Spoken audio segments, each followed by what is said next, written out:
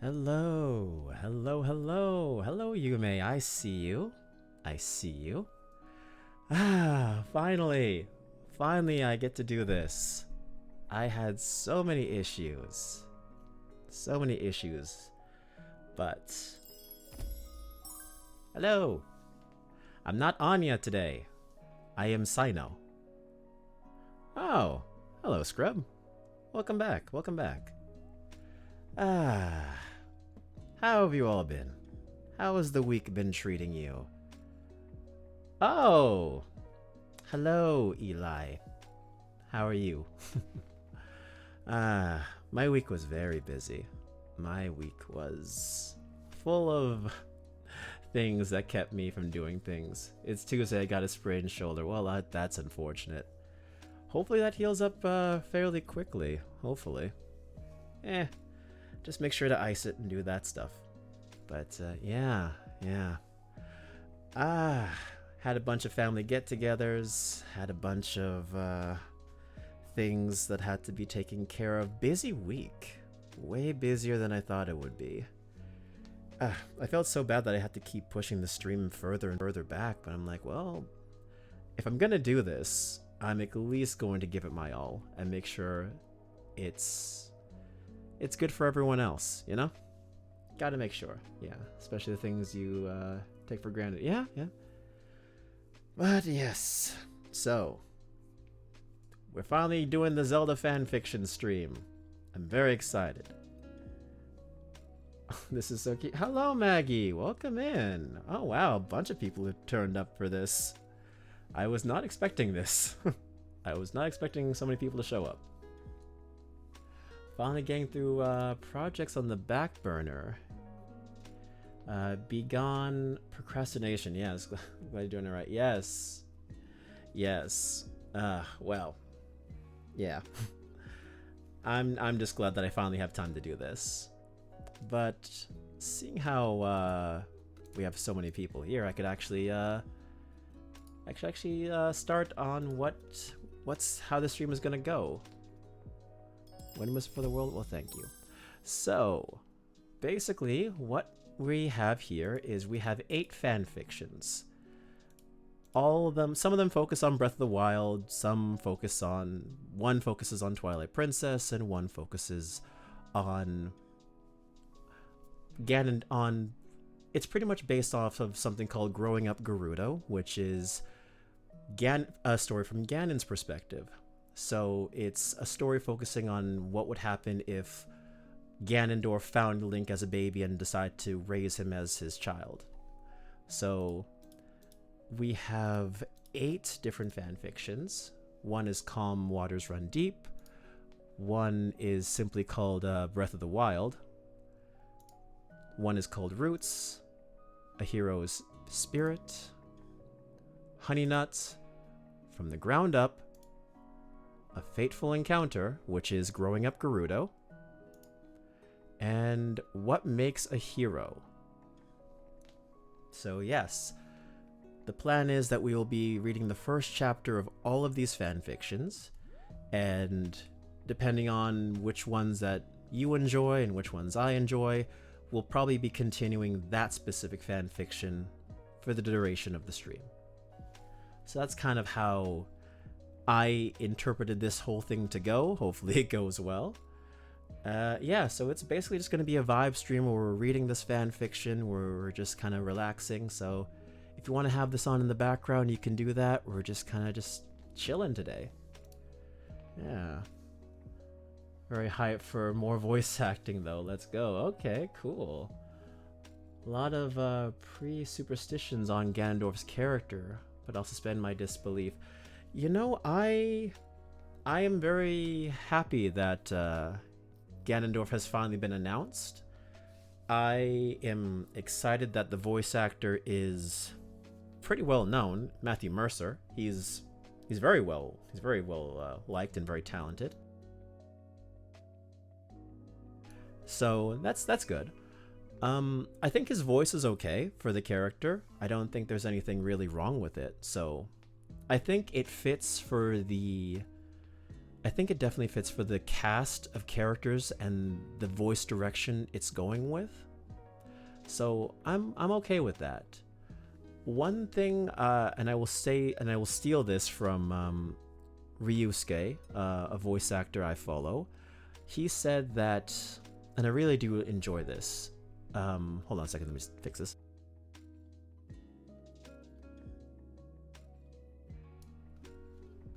Sorry, I had to turn my Bluetooth headphones on. But yes, he basically said that every version of Zelda, Link, and Ganon should have their own voice for every game, because they are essentially their own characters. So while we do have these voices for Zelda and Ganondorf, and maybe eventually Link, in the next game, it should be an entirely new cast, because these are essentially different characters, which I definitely agree with, because we already relate to different versions of each of these characters, so having a different voice wouldn't be too far off, you know? Unless they're directly connected, like how the Ganondorf in Wind Waker is the same Ganondorf as Ocarina of Time. I guess that you can be a little bit more lenient on. But I do like the idea that every version of these characters gets a different voice actor, and it gets different people to play these characters. As for whether or not Ganondorf is the big bad in Tears of the Kingdom, I have no idea. I don't know what's going on with the Zonai, so that seems like it's going to be interesting. But yeah. I'll be lurking while falling asleep to your voice. Cool, yeah. Hey, if you fall asleep to my voice, I take it as a huge compliment. I do not take offense to that at all. Yeah, I could only imagine the reactions if he had a British accent like the King and Zelda. I don't like the idea of Ganondorf with a British accent. I definitely don't like that idea at all. So I'm glad that they didn't go with that voice direction. At least from the trailer that we've gotten so far, he doesn't sound British. So fingers crossed on that. I have seen people have some theories, though, that we will be seeing the past lives of Zelda, because we did see a snippet of a priestess-looking character who looked like a very old Hylian. So, I don't know, we might be seeing different interpretations of these characters back when they were younger. So, that's interesting. That is very interesting. But, yes. With that all being said, I have gone down the rundown of basically what we're going to be doing. So, I will turn off the Sonic music because it is not a Sonic stream. And I will be playing the Zelda music. There we go. Yeah, it's time to finally read some of these fanfictions. You love that mix? It's very good. I was listening to it for the past few days. Had to make sure we had the right vibe for the chat. But yeah. I think for the first one, I want to save Growing Up Gerudo for the last, because I actually have some knowledge of that alternate universe, that AU. So, I haven't read the AU, but I've seen some comics based around it, so I'll save that one for last. But yeah. This is Calm Waters Run Deep. I have read a synopsis of most of these fanfictions, so none of them have anything not safe for work in it, so I'm not reading any smut.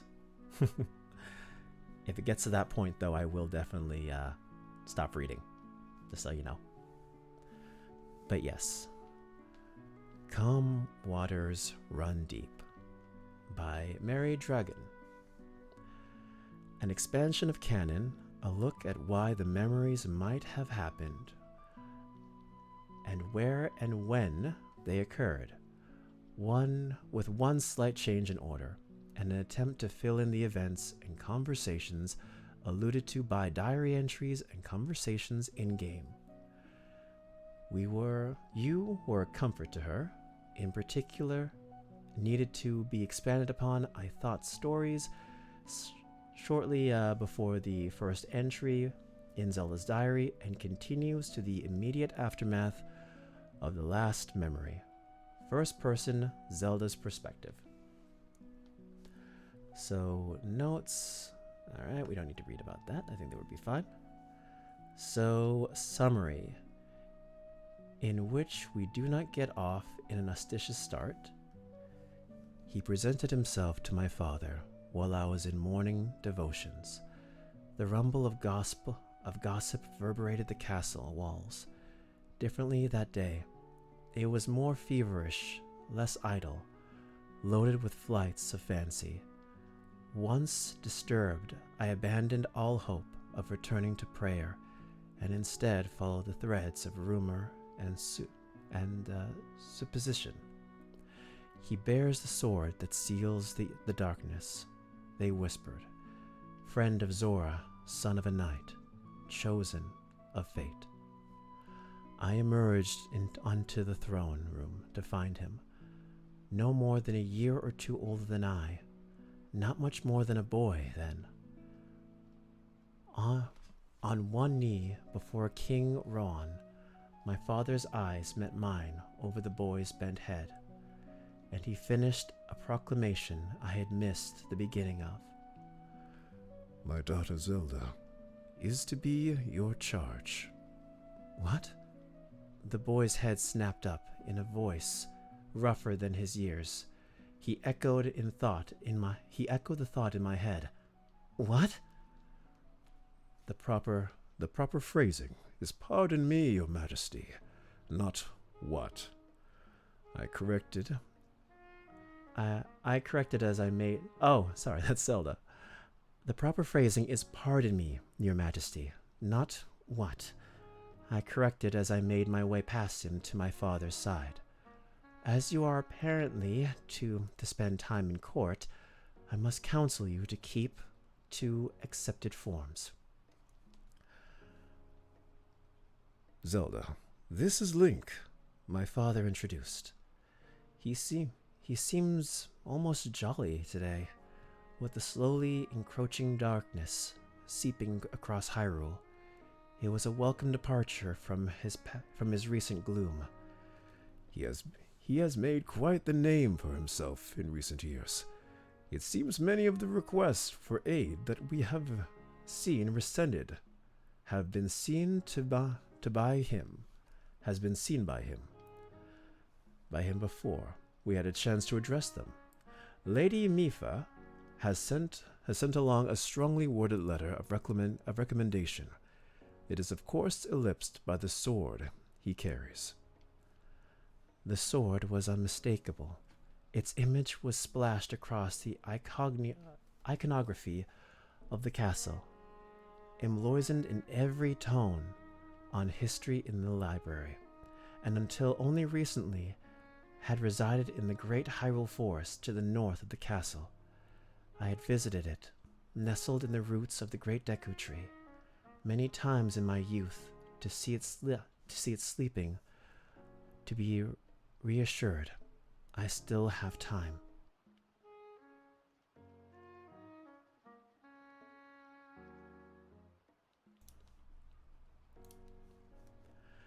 It was not still sleeping. It was strapped to this boy's back, the blade shimmering in what could easily be mistaken for joy. The Master Sword had its master once more. I was to be the princess that faced down the calamity. Then, any hope I had left for the fortune-teller's words being wrong, the timing being off, vanished in the light glinting off the sword that seals the darkness. I have, your majesty, he said. In answer to some query from my father, I hadn't paid any mind to, lost as I was in my thoughts. Of course you have. You likely sparked each of them to become champion, along the course of your own trials. Father cast me a sideways glance. Goddess willing, you will spark the same awakening in our Zelda. It was all I could do to smooth my features, to keep the shame and dismay from showing on my face. I gathered up my skirts instead and spun around to exit the same way I had entered. I was the Princess of Hyrule. I was strong in the face of adversity. I was unbowed beneath the threat of evil, and I would not let this boy, who had his power neatly handed to him by a tree, have the opportunity to mock my own failure. He was new.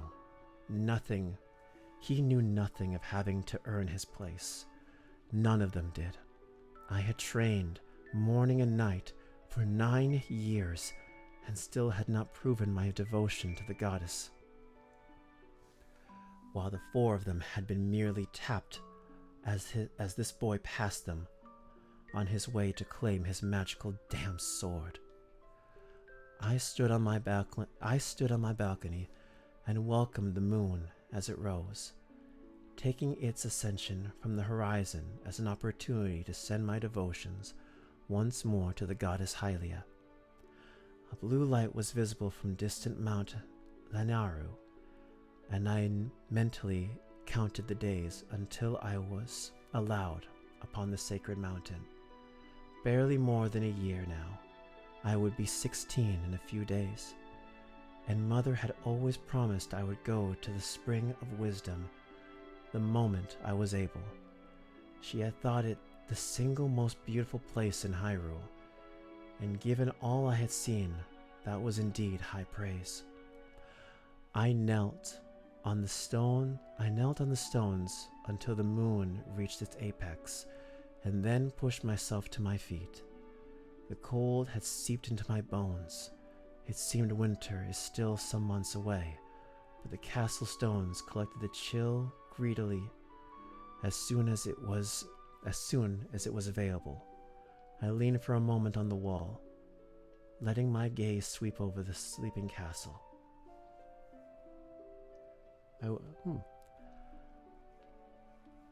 In the courtyard below, kneeling beside the swift-moving spring, one hand idly toying with the eddies as they swirled in reflected starlight, was him, Link. Father had said his name was. Our eyes met, and I realized he had been watching me. Outraged, I spun away from the wall and fled to my room with no attempt at dignity. He was witness to another night of failure. How dare he? My weariness forgotten, I threw myself into the chair at my desk, reaching for the familiar comfort of my journal. It was full. Still wish we could have seen Zelda's mom, unless I missed that in an art book. Yeah, we don't get to see much of Zelda's mom, though she is alluded to a lot in both Breath of the Wild and Age of Calamity. It is interesting. Maybe we will see more in Tears of the Kingdom, since Tears of the Kingdom definitely seems to be more story-focused. You never know. That could very well be the case.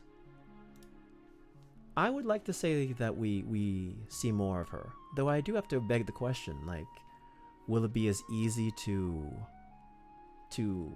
beat Breath of the Wild, Tears of the Kingdom like it was in Breath of the Wild? Because in Breath of the Wild, you can just go straight to the end of the game and not have to worry about the story. So, will they take that part out so that the focus will be on the story? That's something to think about. And that's something that they're not telling us. They've been very adamant about keeping things close to their chest. Anyway, I allowed myself to briefly be outraged by the turns the day had taken, and then took a deep breath and pushed it aside. I'd often wondered how long it would take to fill the journal I'd started when Mother died. The answer was apparently 9.5 years. I flipped to the first page, thinking to console myself with reading rather than writing, but the juvenile script and overly simplistic language, "Mother is dead, I am sad," compounded with the memory of the struggle to even understand, much less come to grips with her passing, became simply too much to bear. I made space for the journal on the shelf nearest my desk, promising myself to revisit it someday, if not today. As I slid in with the lines of books, tomorrow I would go in search of a new journal. After morning devotions, and perhaps after complaining to Father about the boy with the sword, I sighed as I rehearsed the conversation in my mind. There was no way There was no way it would go well for me. Better to leave it be, sleep on it, and set it aside as just another indignity in a life full of disappointments.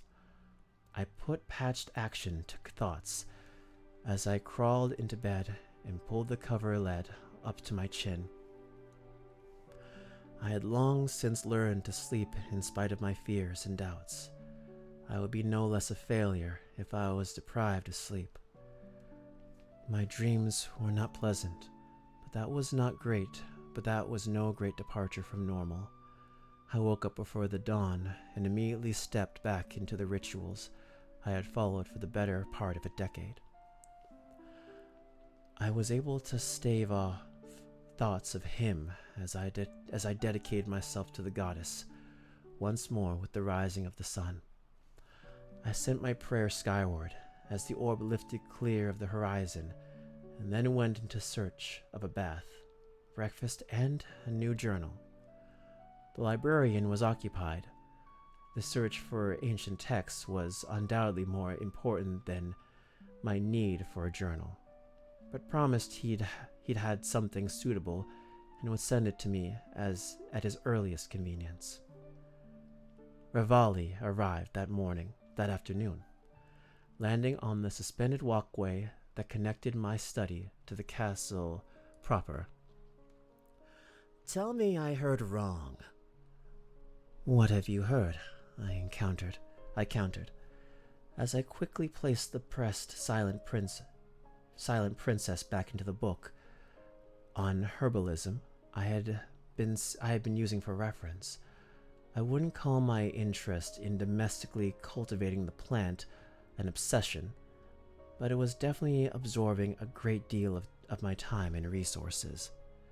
"The kid, the boy, Link, the one who my elder is giving the credit for finding Meadow. He pulled forth the sword that seals the darkness. I could have not have heard that right."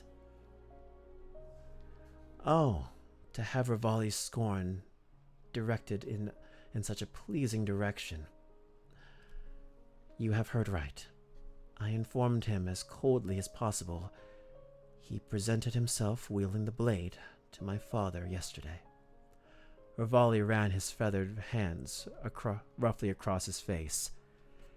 "Anybody pulling the sword is bad. That gives us a ticking clock. Plain and simple. But him? He can't even fly." It was such a ludicrous complaint that I had to sniffle a laugh.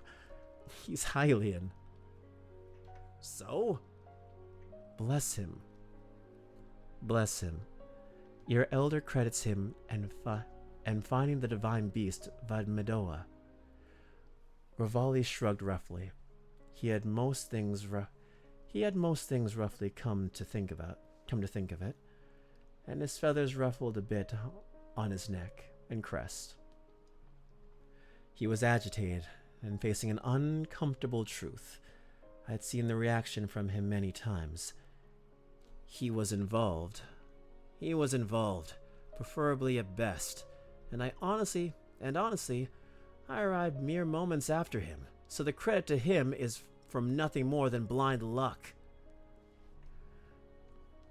As much as I appreciate your perspective, I told him, doing my best to keep my own dismay out of my voice, I very much doubt he mastered the sword that seals the darkness by blind luck. Thus my disbelief," he shot back. "He's nothing special." Please don't make me play evil's advocate here, I sighed. The sword shows him. He is our 5th champion. 6th, Revali corrected, Don't sell yourself short, princess. That remains to be seen. Nonsense. We'll get you sorted out in short order. Your birthday's soon, right? I'll drop you in the moat. That works to teach I'll drop you in the moat that works to teach fledglings to fly. Sink or soar, princess. Sink or soar. I would fall in the moat regardless. I laughed in argument. The power to seal away the calamity does not give me the ability to fly. Rivali shrugged. The image gave you a laugh, though. Mission accomplished. I'm going to grab Flyboy out there and drop him in the moat. See if his poor judge of character sword can save him then. With a full body shake to align his feathers, he thrust off the walkway and left me to my books and flowers. Mifa emerged from the water at my feet that evening, having swum in the waterfalls to bypass much of the pomp and circumstances within the castle. I hadn't heard that Rivali had been successful in dropping Link to the moat, but not from a lack of listening. He's done it, she declared, exultant, and for half a heartbeat, I thought of Rivali's success, not Link's. It was an amusing image. I knew he could do it. I put the thought of the sword that seals the darkness in his head nearly a decade ago. I knew it would choose him. Oh, have you met him yet? Isn't he darling? I have met him, I allowed, feeling the laugh bubbling up again. It was so hard to be glum with these characters around me. I don't know as much as I would call him darling, though. I declared when I first met him that I would... Oh, wow. Mifa. Of course, not surprised. I declared when I met him that I would marry him someday, she confessed. I remembered her announcing the same thing many years before, although then when it was simply some boy she'd known. It was simply some boy she'd known. Let's see, where was I? And no one more she'd put a name to. It took several long moments before I managed to put together all the pieces. Link. Link is the boy who found you when you were swept downstream, looking for Varuta. But that was years ago. He must have been so young, barely more than a child, if even. Sometimes you lay eyes on a person and know there's something special, Mifa replied, without a drop of self-consciousness. And I am vindicted in my regard. He is the chosen of the sword, after all. Is he here? I can't wait to see him again. He is, I admitted. He might be hiding from Rivali, though. Your fellow champion seems to believe strongly in the therapeutic value of being dropped into the moat. Oh, he wouldn't dare, she hissed, dropping back into the water at my feet. I should have brought the... No, I was right to leave it. It wasn't the right time. She was still muttering as she dove and disappeared. Daruk and Urbosa arrived at roughly the same time. The same morning, Daruk traveled like a stone, rolling downhill from Death Mountain at a literal breakneck pace. Urbosa had the benefit of sand seals, though, and swift horses from the stable at the canyon entrance to the Great Gerudo Valley. Daruk made a beeline for Link. An audible, "Good job, little guy," accompanied by a thunderous collision, and a green blur tossed into the air was evidence enough of their reunion. While Urbosa immediately found me, I was still on the walkway, sending up prayers with the rising sun. "What do you think of our newest champion?" she asked. Eschewing a greeting, she was too much like Impa, my Obosa. She saw herself as a protector as much as a Va Naboris pilot.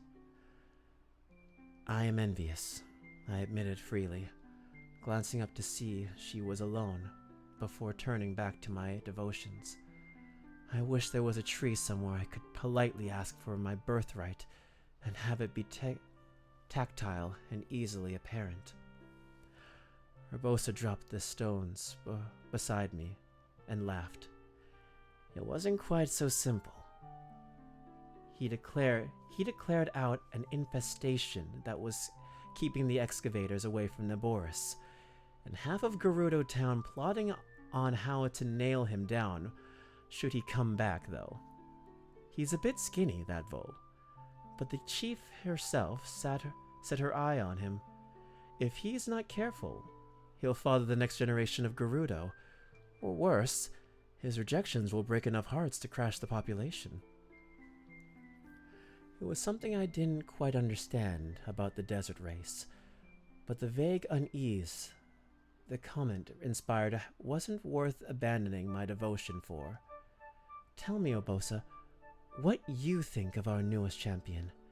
Revali and Mifur were quite free from their opinions, and it seems Daruk succeeded while Revali failed to launch Link airborne.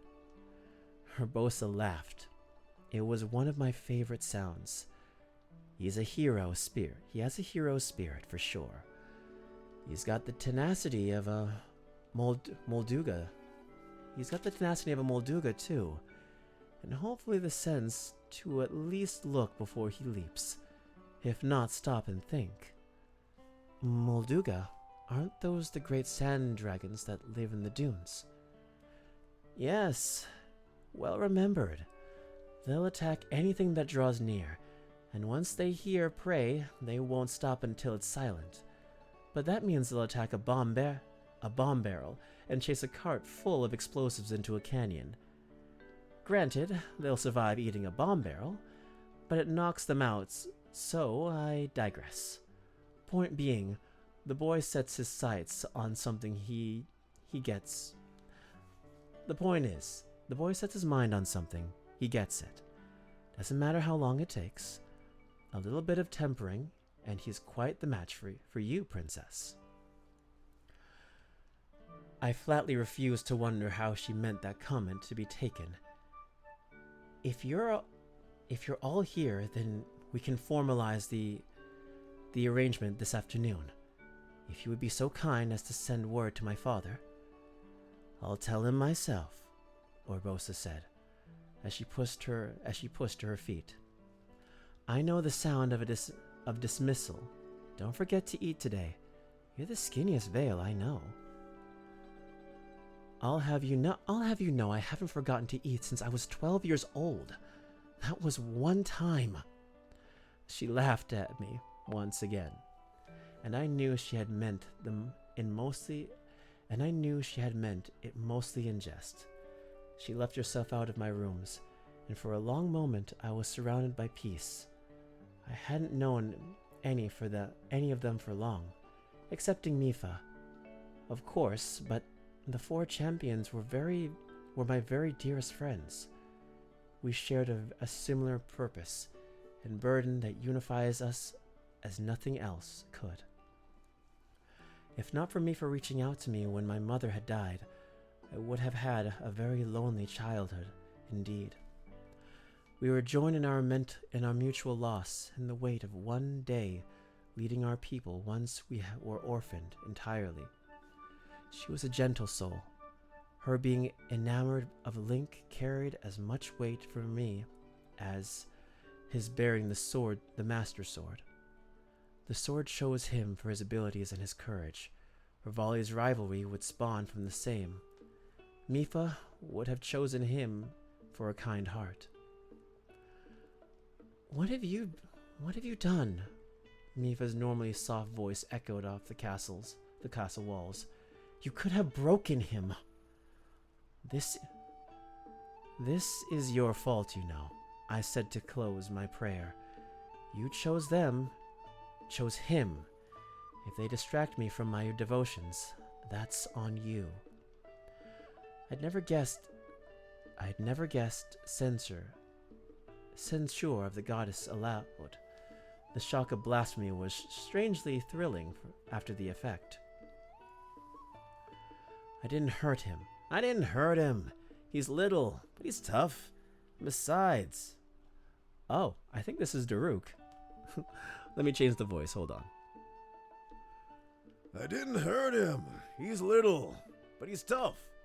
And besides, Rivali would have caught him if I'd... I would do no such thing. You talk big, Rivali, but you wouldn't let him get hurt. Oh, that's news to me. All of you, Urbosa's voice cut through the babble, as I made my way across the walkway to the tower containing my study.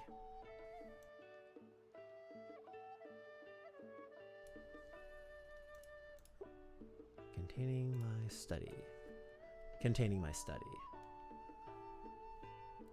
From where I could look down at the chaos the 5 champions were inspiring in the courtyard, Link was submitting to Mipha's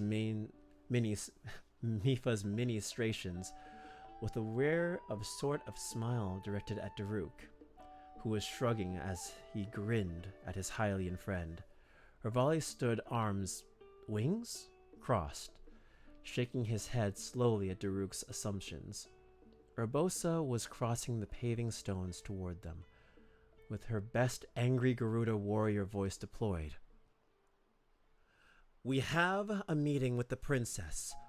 Pull your axe together.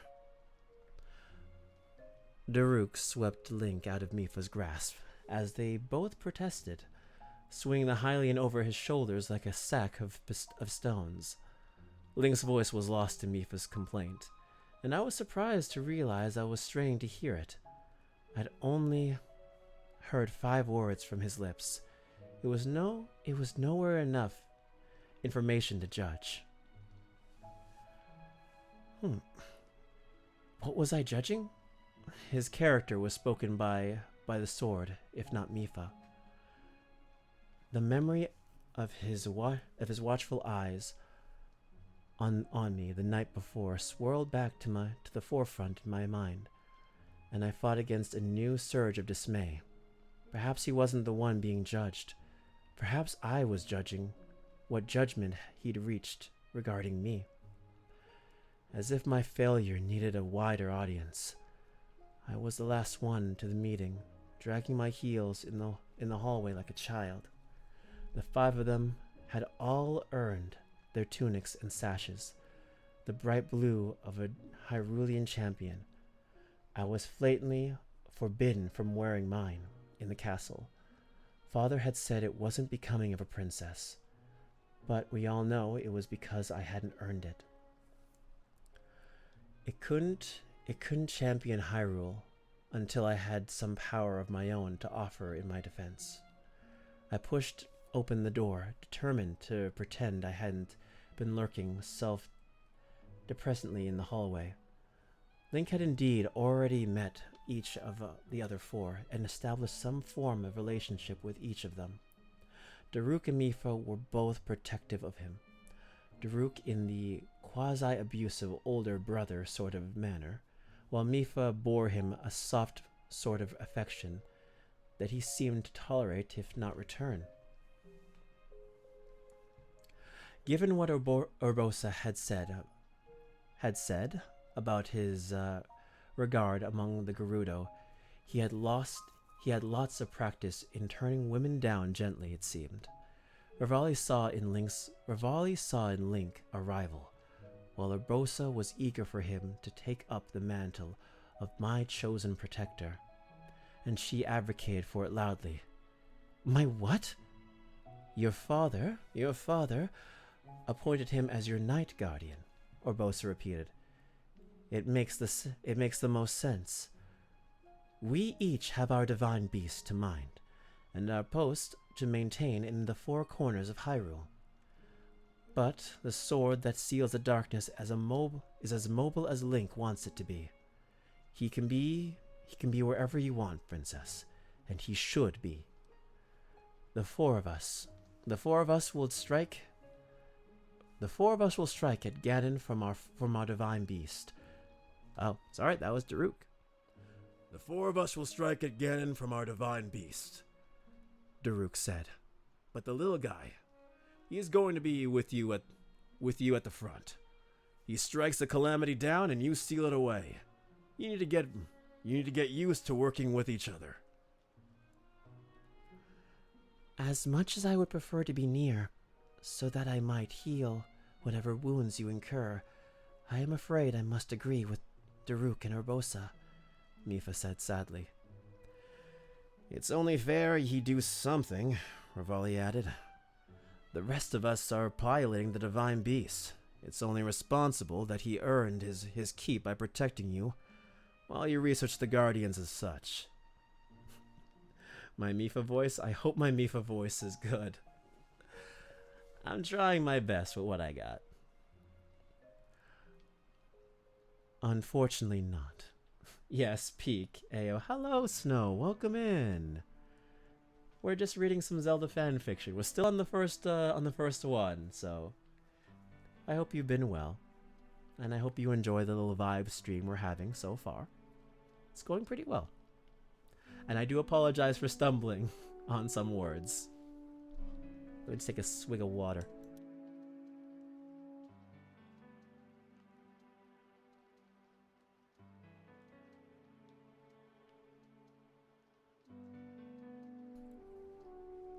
Ah, thank you for the stretch. Alright. Let's see. Absolutely not. I do not need a chaperone. I have been traversing this country for years, and You are being overruled. My father's voice called from the doorway to the chamber. All the champions rose from their seats, though only Link immediately dropped to one knee and bowed his head to his sovereign. We were allies with the other races. None of them owed King Rohan their allegiances directly. I turned much more slowly and rose to my feet. He waited for me to face him before continuing. You should be training. You should be training, rather than playing the scholar. But that will take you to the springs of power and courage sooner rather than later. You are not to travel unaccompanied. The world is changing, Zelda. Link's arrival assures us that our time is disappearing quickly. Father, This is not open for discussion, Zelda. I will formalize it in the morning. Thank you, all of you, for coming here on such short notice. As always, I appreciate your services and dedication. Father backed out of the room and shut the door to the tune of murmured pleasantries from the assembled champions. Once the door shut, Link pushed back to his feet and settled back into his chair.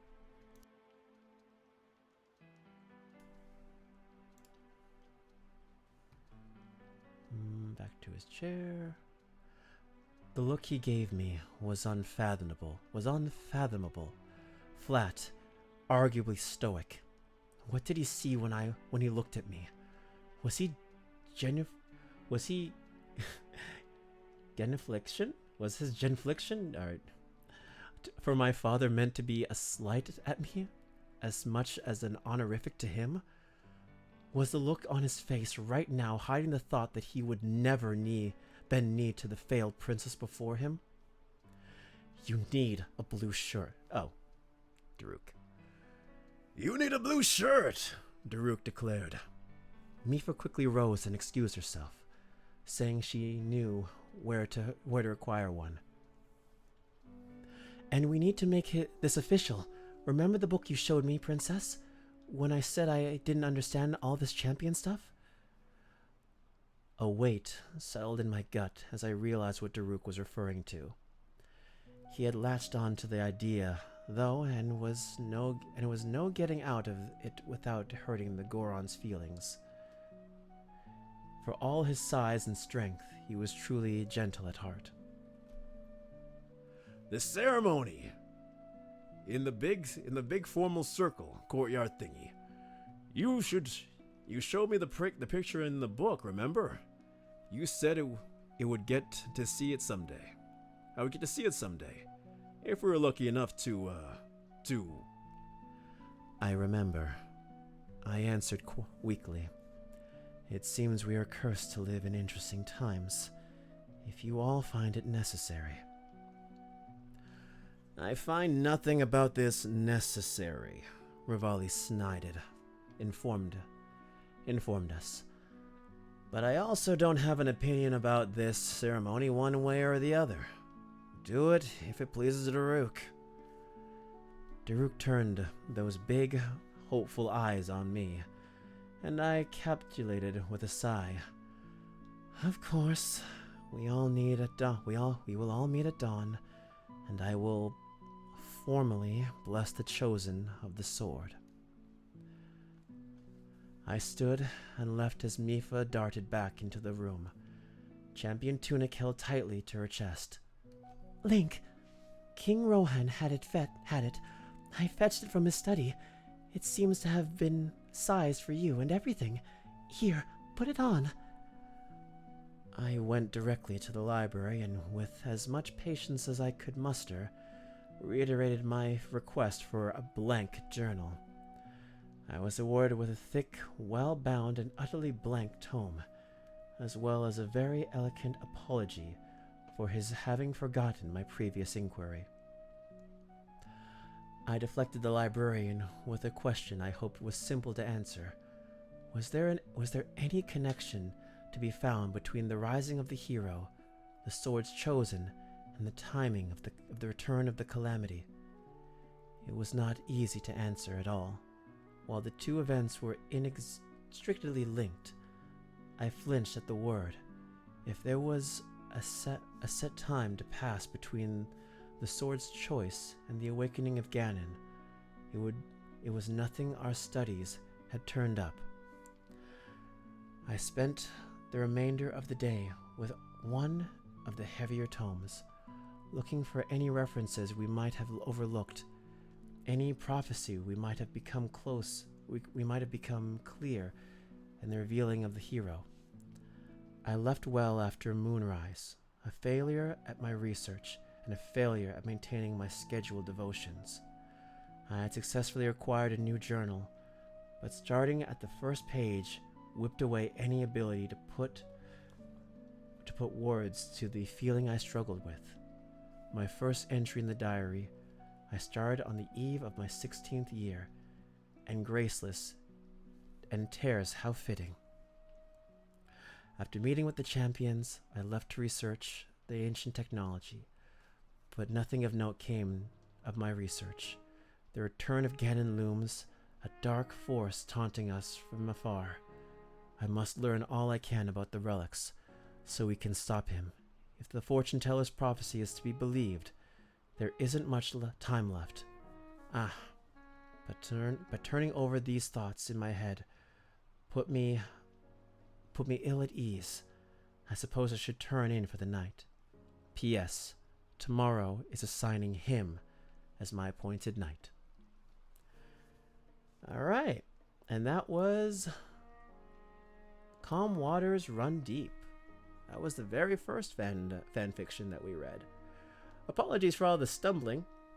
I kind of got caught up with my words. But, yeah, I think this one's pretty interesting. Because we do know that in Breath of the Wild, at least in the journal entries, which this is very much based off of, that Zelda resents Link immensely. Though I don't think it was ever really explored as to why. So, it being more of the fact that Link's presence is more of like a ticking timer to Zelda, and if anything, it just keeps influencing her failure of not being able to awaken to her abilities as of yet, I think adds more perspective it's not so much that she hates him, it's more the fact that she feels inadequate next to him. You know, it's the whole idea that someone else has been able to pretty much accomplish more than you in that same amount of time.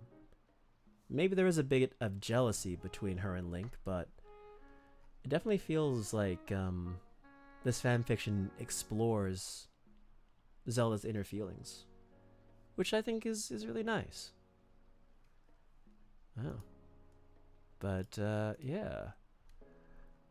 These ones are a lot more on the shorter side, it would seem. So, I was not expecting this to be an hour long to read, but it is what it is. So yeah, where these ones were only reading the prologues. So let's see.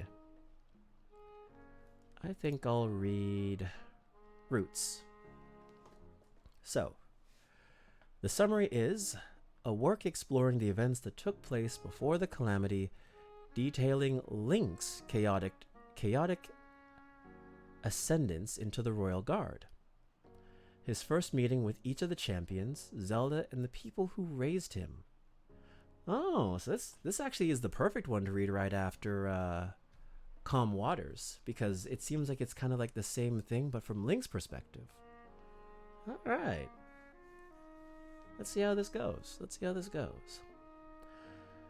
Alright, so Link tossed the sword down. It stayed upright, embedded into the dirt and mud. He wanted to tell her just how desperately he'd wanted to reject it and put it back into its pedestal, the way he ran and lied and was still lying. King Rohan was the one who insisted the truth be buried, but Link didn't utter a word of protest. He may have come clean, but he had no intention of coming clean to all of Hyrule. He felt he didn't owe Hyrule anything, but the question remained, just how much did he owe Zelda? Notes. This is the result of me having more headcanons than I'd know what to do with. Enjoy. I can relate. I have a lot of ideas, but I also never write them, so I should probably get on that one of these days.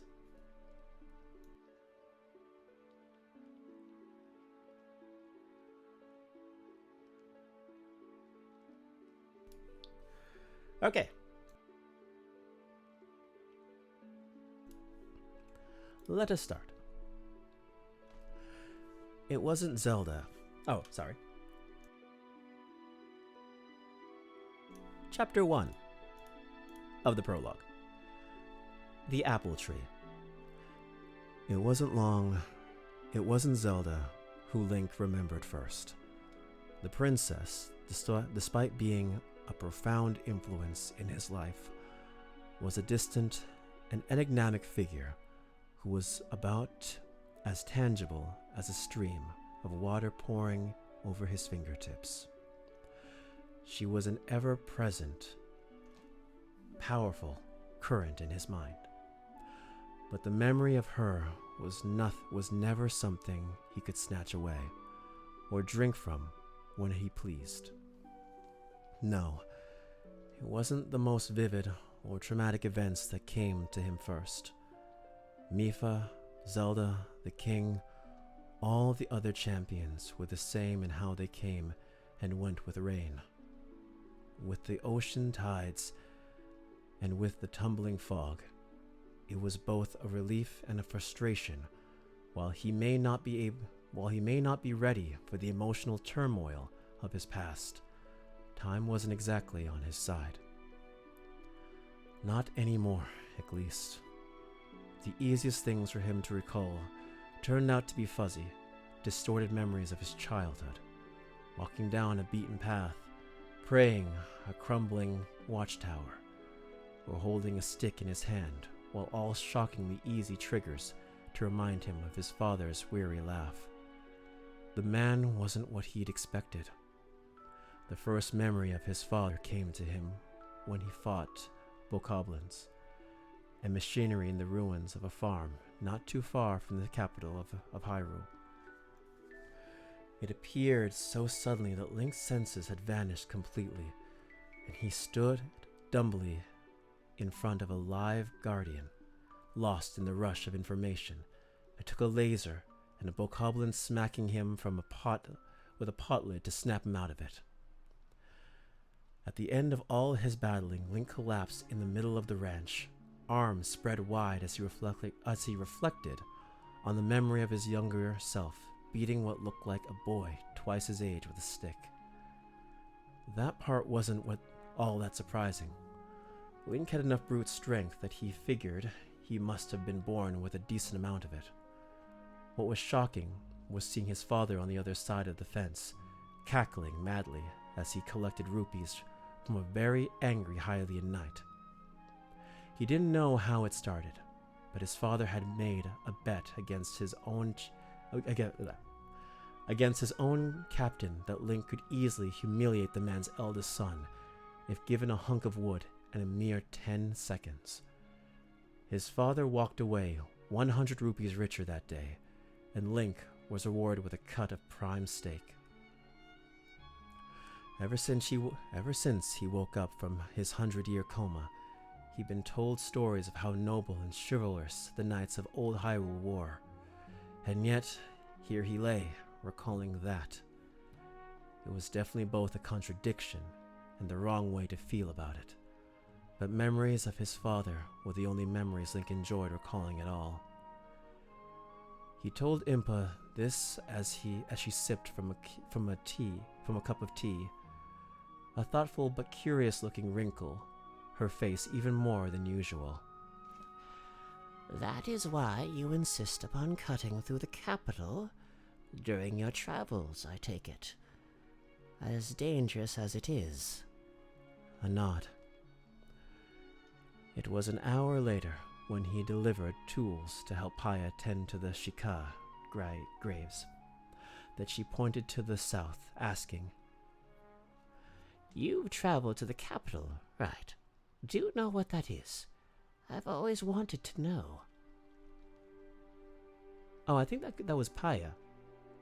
Oh well. Link joined her near the cliff's edge, squinting across the valley.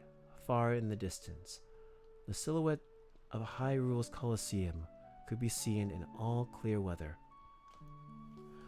Without missing a heartbeat, he blurted, "That's the Colosseum. It's been standing over for 300 years, and started out as an exclusive ring for prisoners to fight against monsters.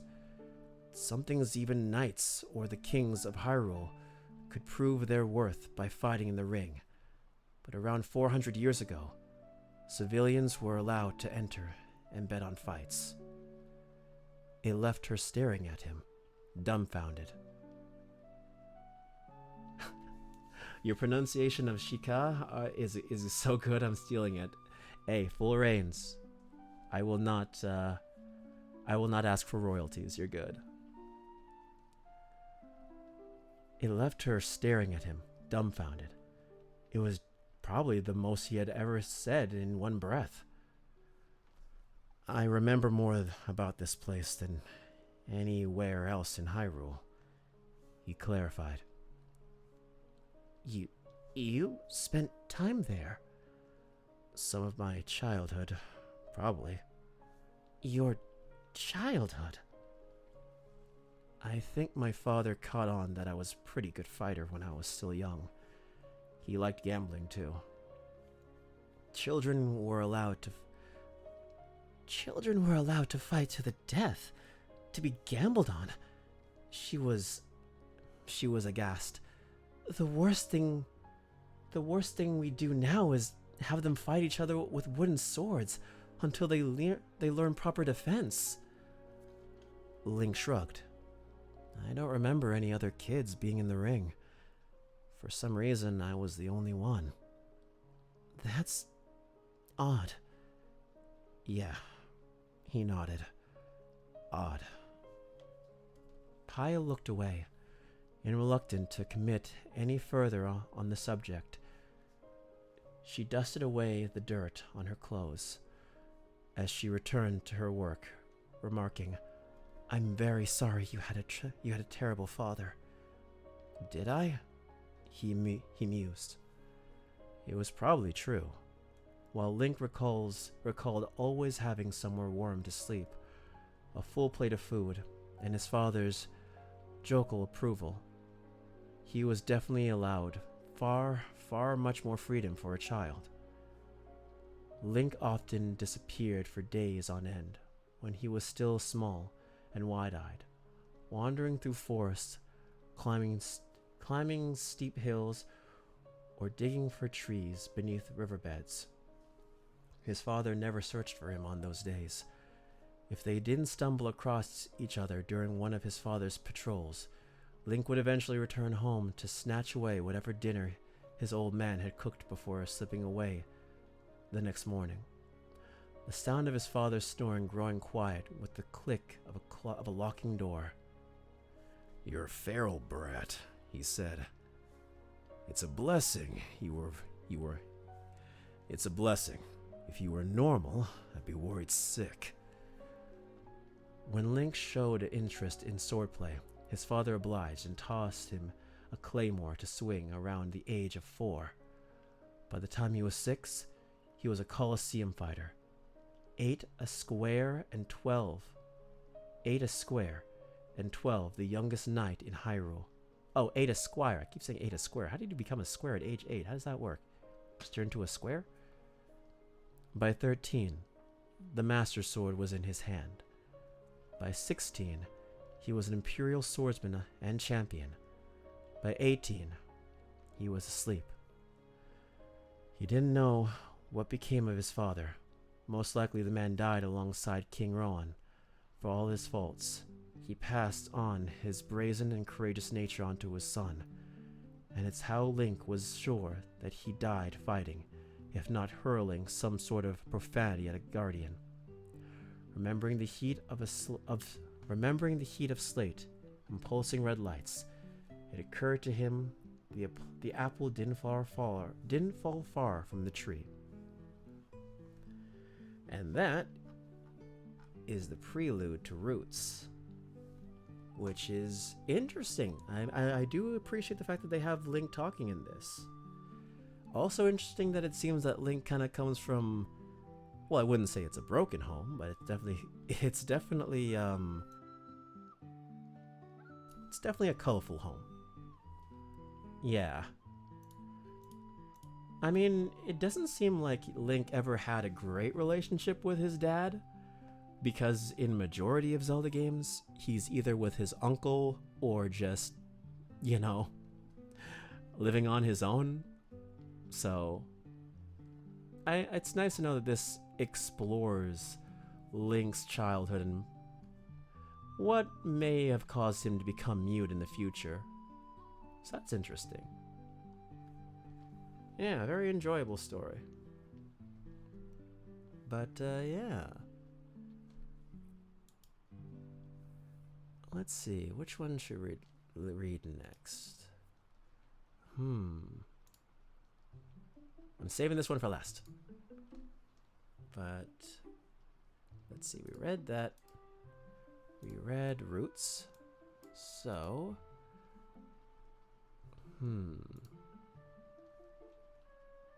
oh, this one seems interesting.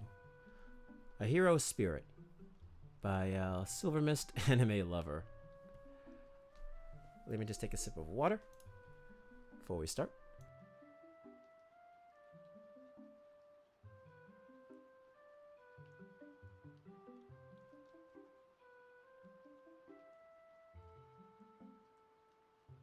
So far, the vibes of the first one were very chill. Yeah, it was very chill, but also very interesting. It was very kind of, I wouldn't say it was depressing, but it definitely shows that Zelda, it paints her in a more sympathetic light rather than just being like the spoiled brat princess, which they showed off in the memories. So, that's interesting. Great reading so far. Is that also your new avatar? No, this is Sino from Genshin Impact. I realized that if I had Anya Forger reading all of these fanfictions in various voices, it would probably be weird. So I just took some random official Genshin PNGs and just kind of slapped them together in a 2D PNG player, whatever. So yeah. Gotcha? Yeah. It's okay. But the next one is A Hero's Spirit.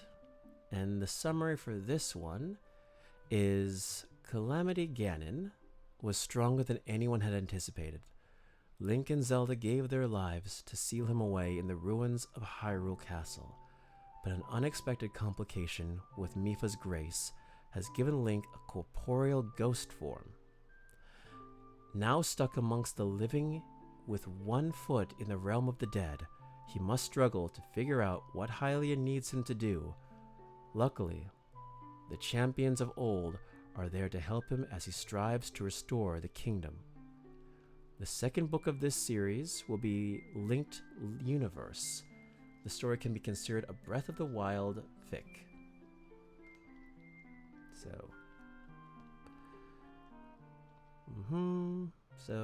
So the first chapter is The Sealing of Fate. Link staggered on his feet, utterly exhausted. His breath came out in ragged, painful puffs, and Zelda stood beside him, in a familiar state. They were filthy and blood-stained, as he knew that neither of them would be leaving this castle alive. Their injuries were too severe. This would be their final stand. He wished he had asked Sidon for help, or Riju to send reinforcements. Teba would have gladly rallied the warriors, and Yunobo would have raised a fuss until the Gorons came. But Link had been too stubborn. He'd stormed the castle alone like an idiot, without so much as informing Impa. Oh, so remember how I was saying before how in Breath of the Wild you can just like beeline to the ending and not really do any of the other story content? Kind of seems like this is kind of where that's coming from. Like from the perspective of, 3 hearts, let's go straight to the boss and whatever happens, happens. This definitely seems to be the case where Link tried that and didn't go so well. This was his fault. He would have been fine if it was just his life, but Zelda was going to fall with him. He shared a look with her. He's too strong. I know, she panted. I thought I'd been holding him here. I thought I'd been holding him down here, draining his strength this last century. But it looks like he was leeching mine instead. I'm sorry, Link. This is my fault. No, it's mine, he argued, a light smile on his face. I could have brought backup. They both dodged a furious blast of wind that flung Link into one of the stone walls of the sanctum. We have to end this, Zelda cried.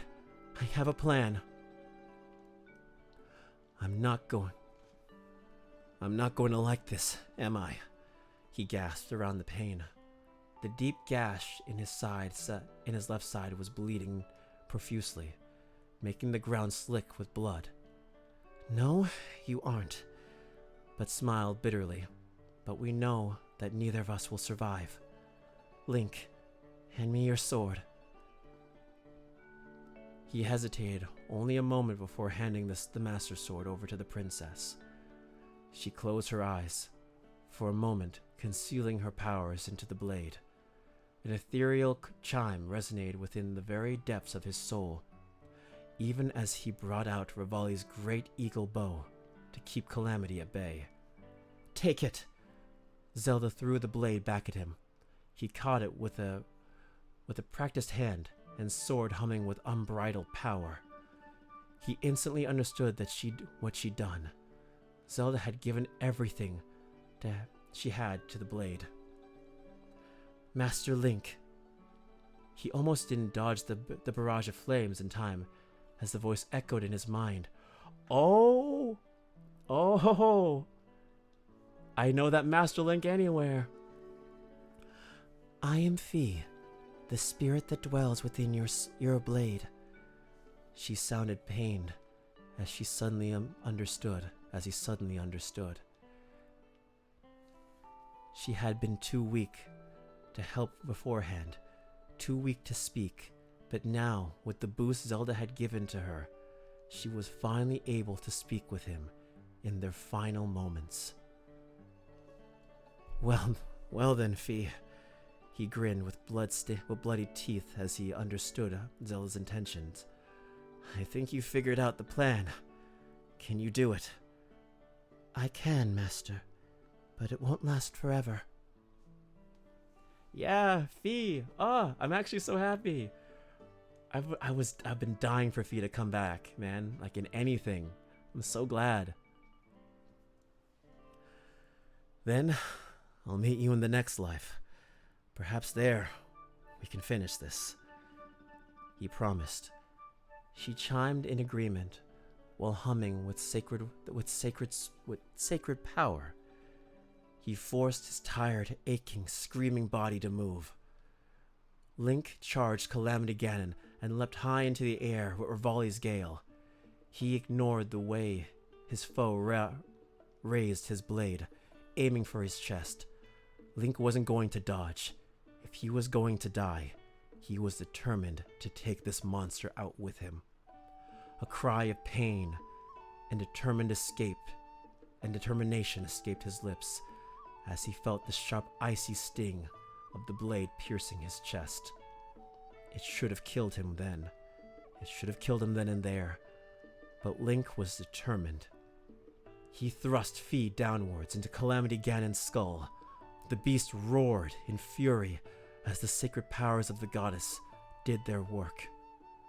The beast started shrinking, bringing Link and Fee closer to the ground. The beast thrashed, digging its claws into his already injured side. He let out a pained cry as the malice ate away at his skin, bubbling and festering like acid. The images of the champions flashed before his eyes. For Rivali, a friendly rival who had nobly served his kingdom and died an arrogant, beloved friend. For Daruk, a gentle soul who was as brave as his rocky skin was hard. For Urbosa, a beloved chief and mother figure to Zelda, a wise and fair leader. And Mipha, the fallen Zora princess that Link still wasn't sure if he'd loved or not. And for Zelda, the princess that had lost everything and still gave what she had left. The one who subjected herself to a century of fighting non-stop and still sacrificed even more to defeat their foe. The stable music here hits different. Yeah, it is a little bit hard. You have all this high energy sounding events happening with such relaxing music. For all those loved and lost, Link would fight. He would not give up until this demon was sealed.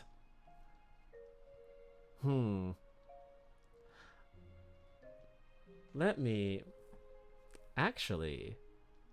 This is a lot... Actually, now that you mention it...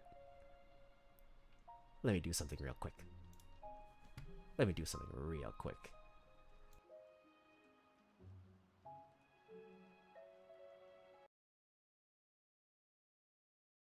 Hold on. I got it. I know what we need.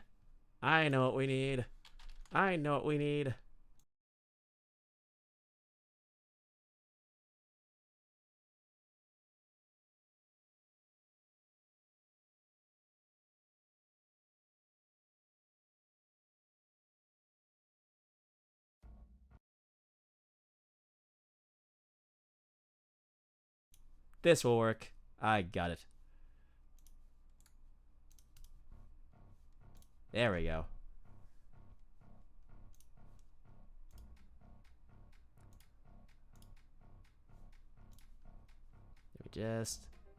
There we go.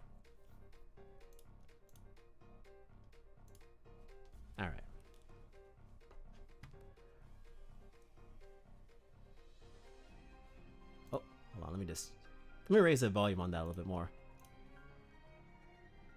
Yeah.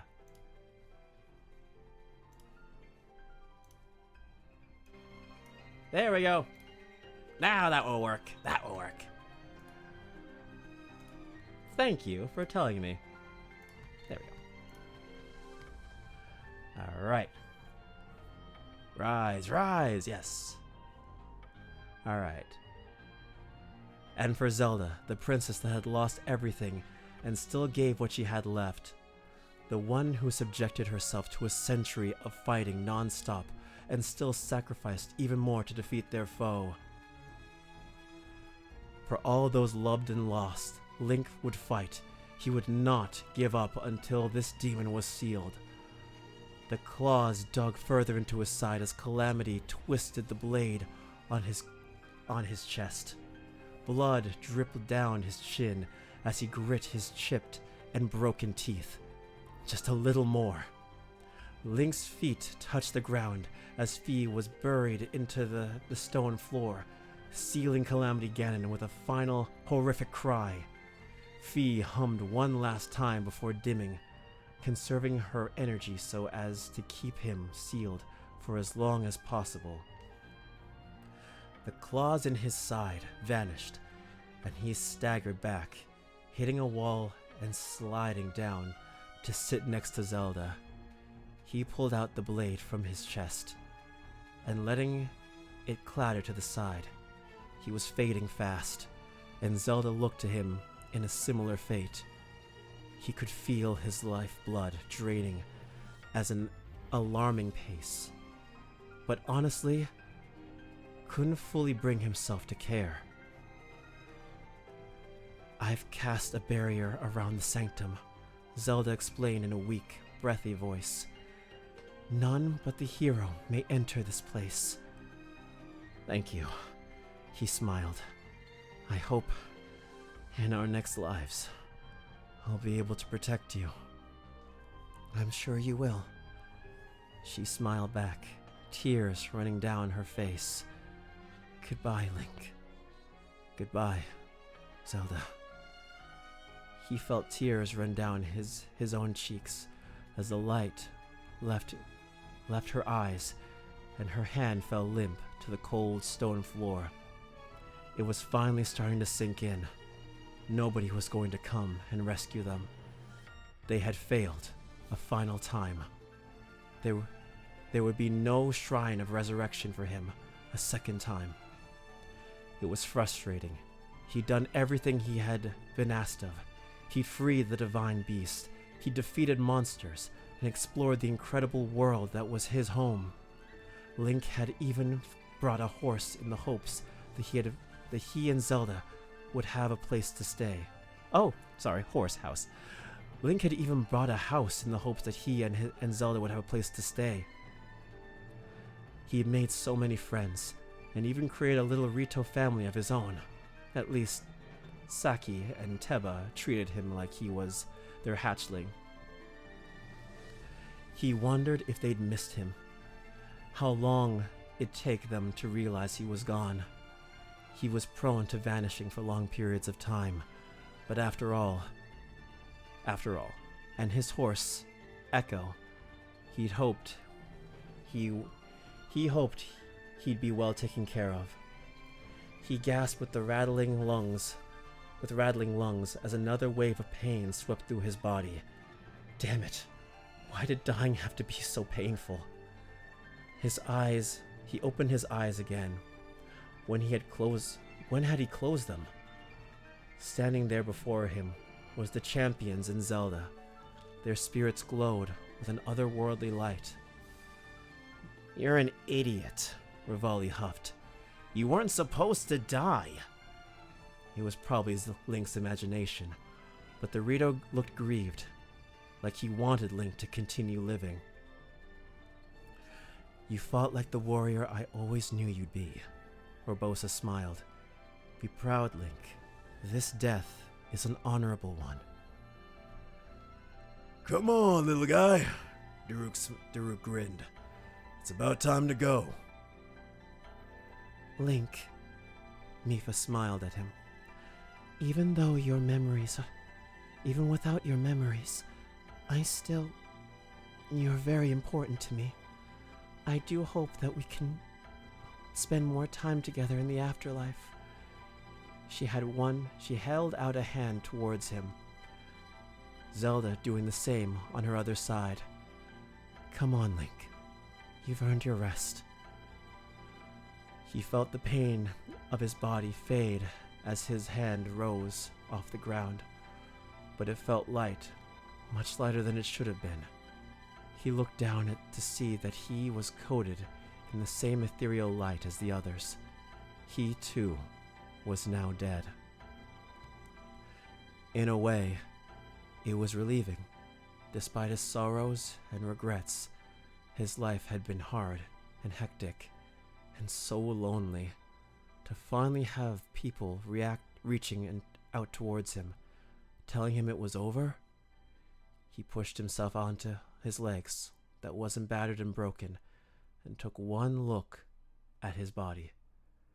It was shot to hell, covered in wounds and lacerations that made him wonder how the hell he'd survived long enough to seal the calamity away. His deepest wounds oozed with a sickly purple substance that he knew to be malice. His side in particular was particularly gouged out by Ganon's claws. Even if he had survived the injuries, he never would have survived the malice infection.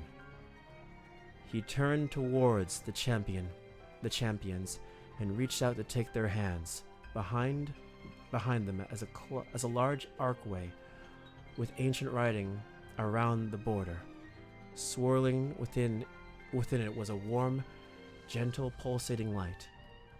He knew that gateway, the gates of death, the portal that took spirits to the afterlife. He smiled. This was it.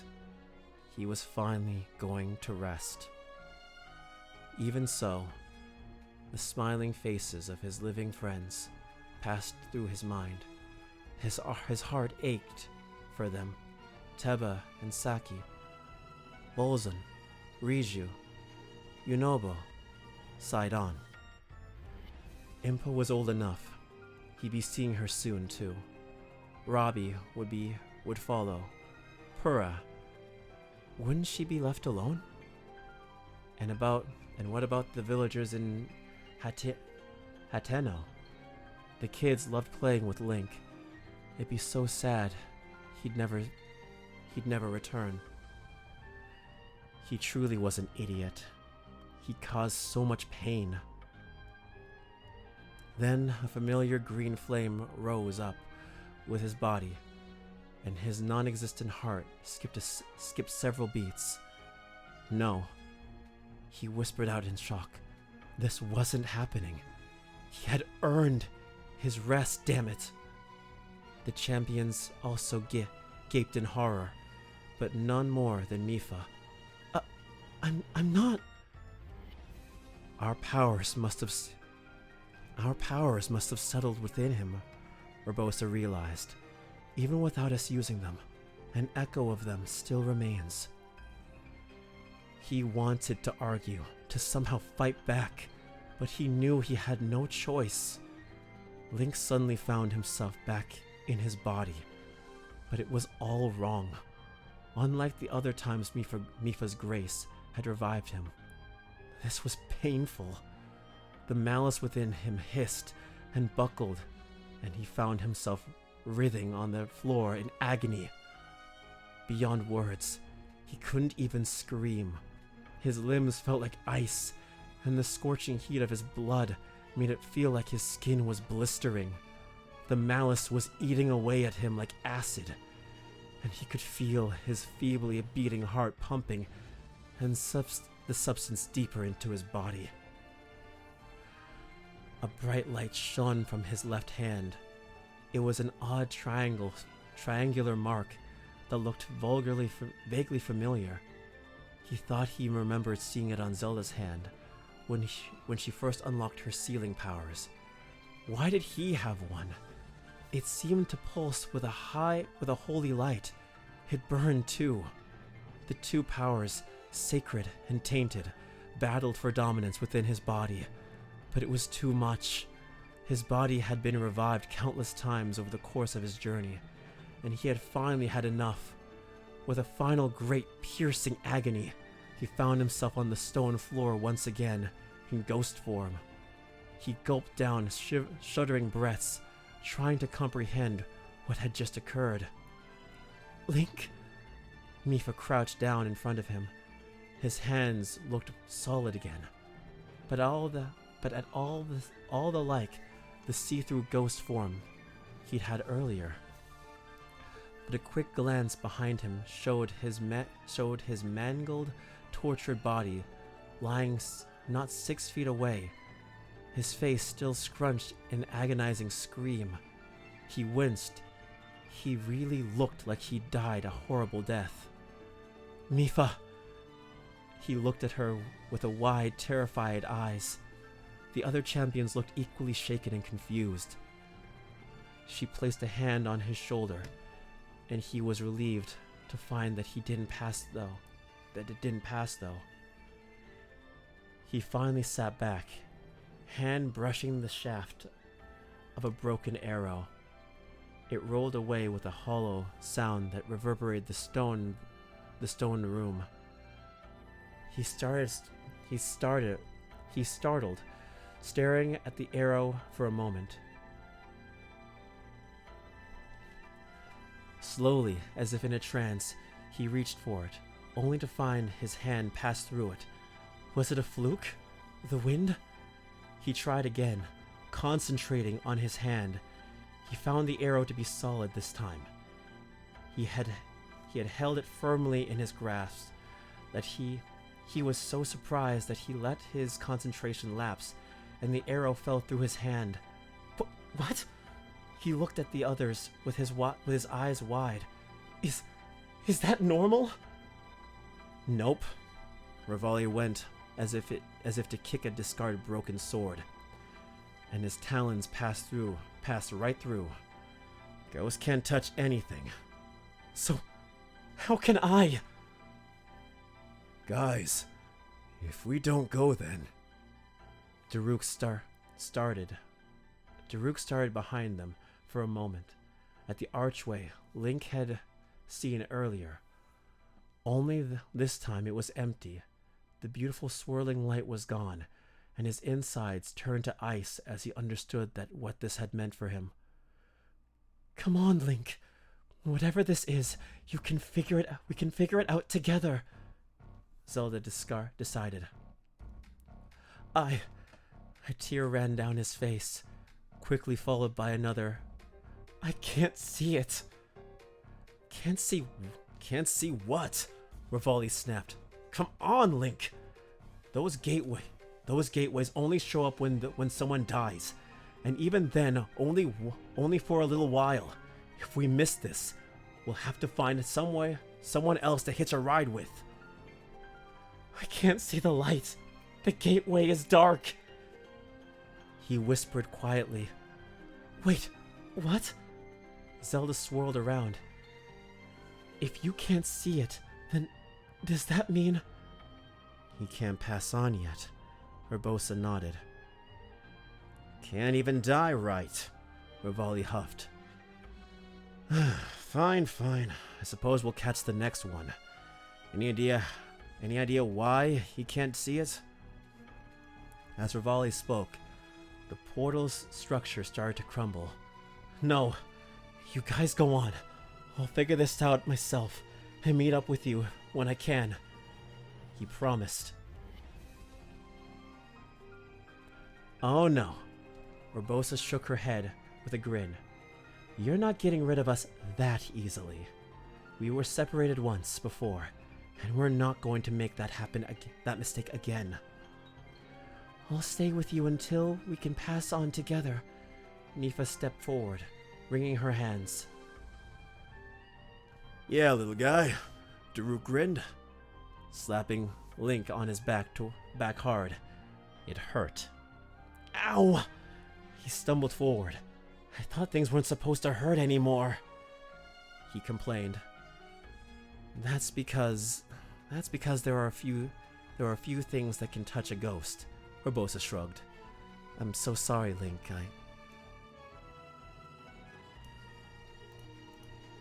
Oh, well, I lost my place. It's not your fault, Mipha. It's not your fault, Mipha. Link smiled at her. You didn't activate it. It did it itself. He sighed as he looked between his and Zelda's bodies. Fi and the door that led to the sanctum. But now what?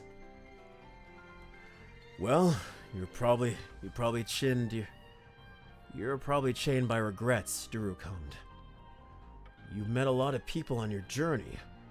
Maybe you didn't want to leave them yet. It could also be because we weren't fully able to defeat Ganon, Zelda added.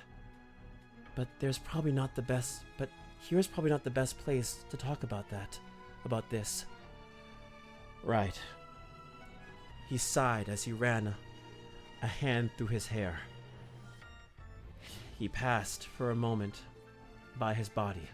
While both he and his body wore the same outfit, only his body had the Sheikah slate. He reached down and concentrated again, managing to pick it up and hook it to his belt with familiar ease. It beeped deep quietly for a moment, but did nothing more strange. The sunlight was one of the best things he had ever seen.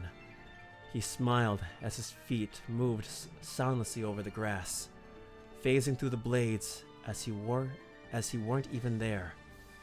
He never thought he'd see the sun again.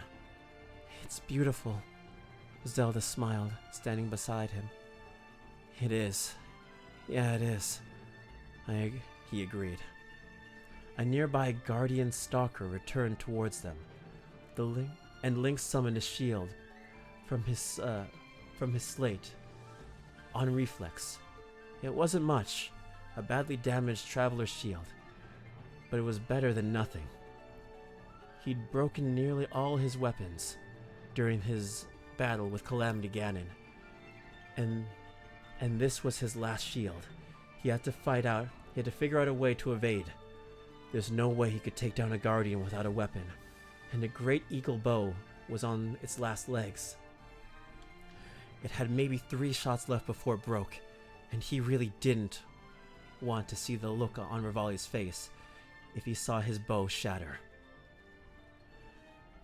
The familiar tracking beam aimed at his chest, and he held the shield before him. He had to time this perfectly. He loathed facing guardians. They were never easy. Be careful, Urbosa stood by his side, ready in a battle stance of her own.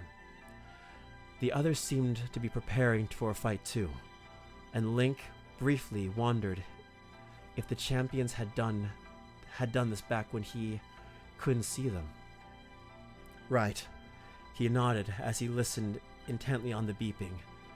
Hearing they had won this before, because Urbosa shifted a bit in surprise at his response.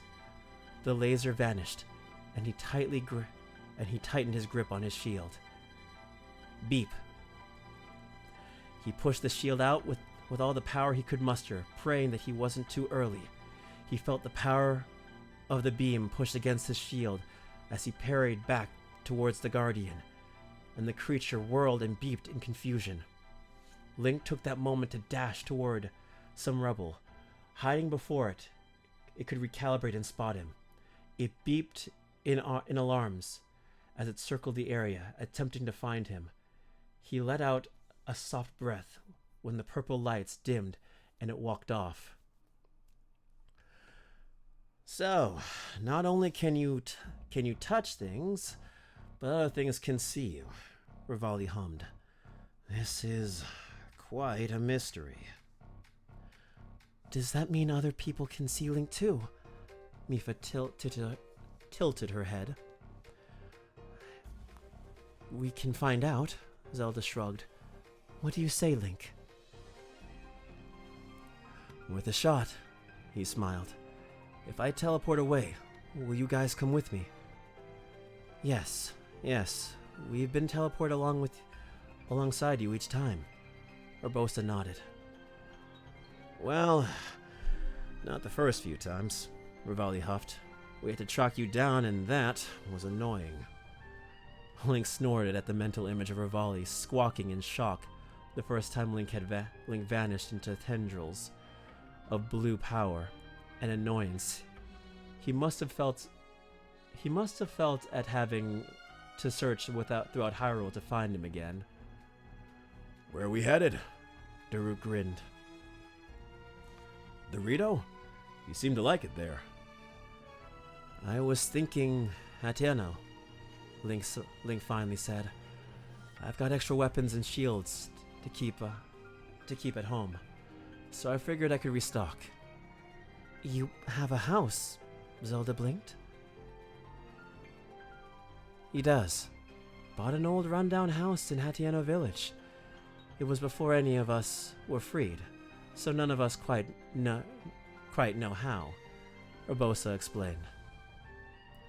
Bolson was going to tear it down, Link smiled.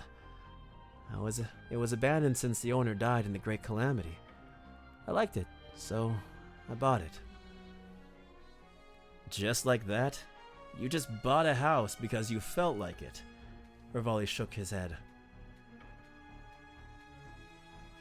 It's my house. It's my house.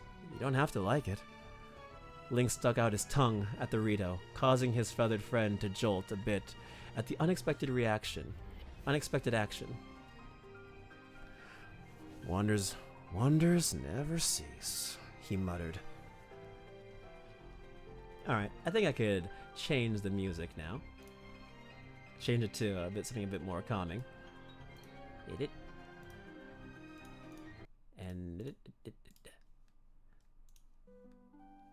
there we go. There we go.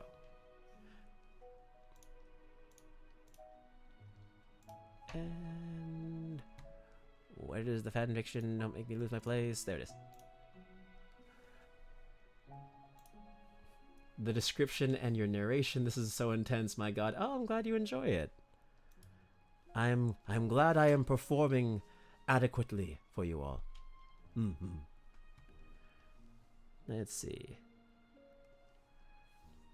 Link gave him a long look before hitting the button on his slate. A moment later, they were standing in the shrine overlooking Hatiano. Link couldn't help but snort when he saw the state of his friends. Urbosa's height had her head phased right through the roof of the shrine, while Rivali was only visible via a wind tip sticking out of the enclosure. Poor Daruk was mostly swallowing up all the small cave-like shrine entrance. Swallowed up by the cave shrine entrance. Only Mipha and Zelda seemed to be standing with any sense of normalcy. Zelda gazed around them in awe. He stepped out along with them, allowing everyone to spread out again. That was incredible, Zelda gushed. I never knew the slate could do such things. And goodness, is this Hatiano? It's so different. Yeah, Hatiano, or I don't know how that's pronounced, but yeah, that village in Breath of the Wild I do very much enjoy. Actually, I wonder if I could find the music for that. Immersion break once again. Immersion break.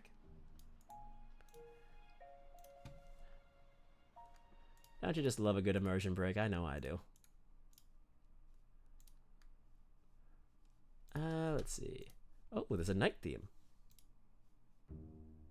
It's the same music. Okay, never mind.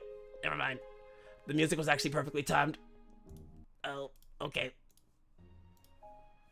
Wow, well then.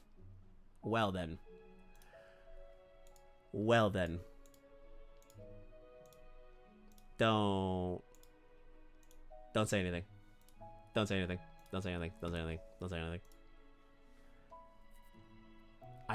I haven't seen anything on this game in a long time, okay? Okay. Anyway. Yep. It's okay, I won. Okay, thank you. It's okay. Yep. Yep, it's Hatiano, all right. Urbosa grinned. It's definitely changed over the years, but it's still got that same feel to it. Come on, my house is just over that bridge. Link smirked as he leapt off the face of the small cliff without an ounce of hesitation, waiting several moments before whipping out his paraglider and soaring down towards the entrance of his home. As usual, Bolson and Co.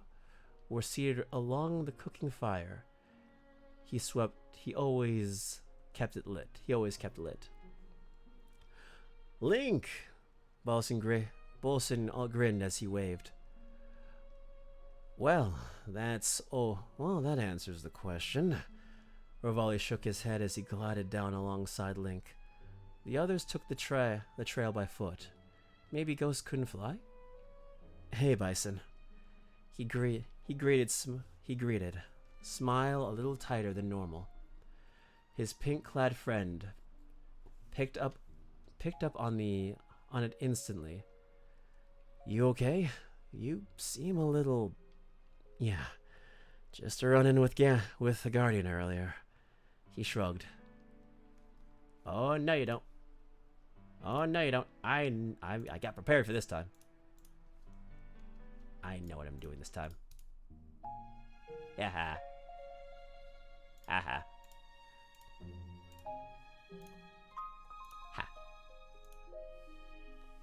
Just another run-in just ran into a Guardian earlier. It's a little loud. There we go. That should be fine.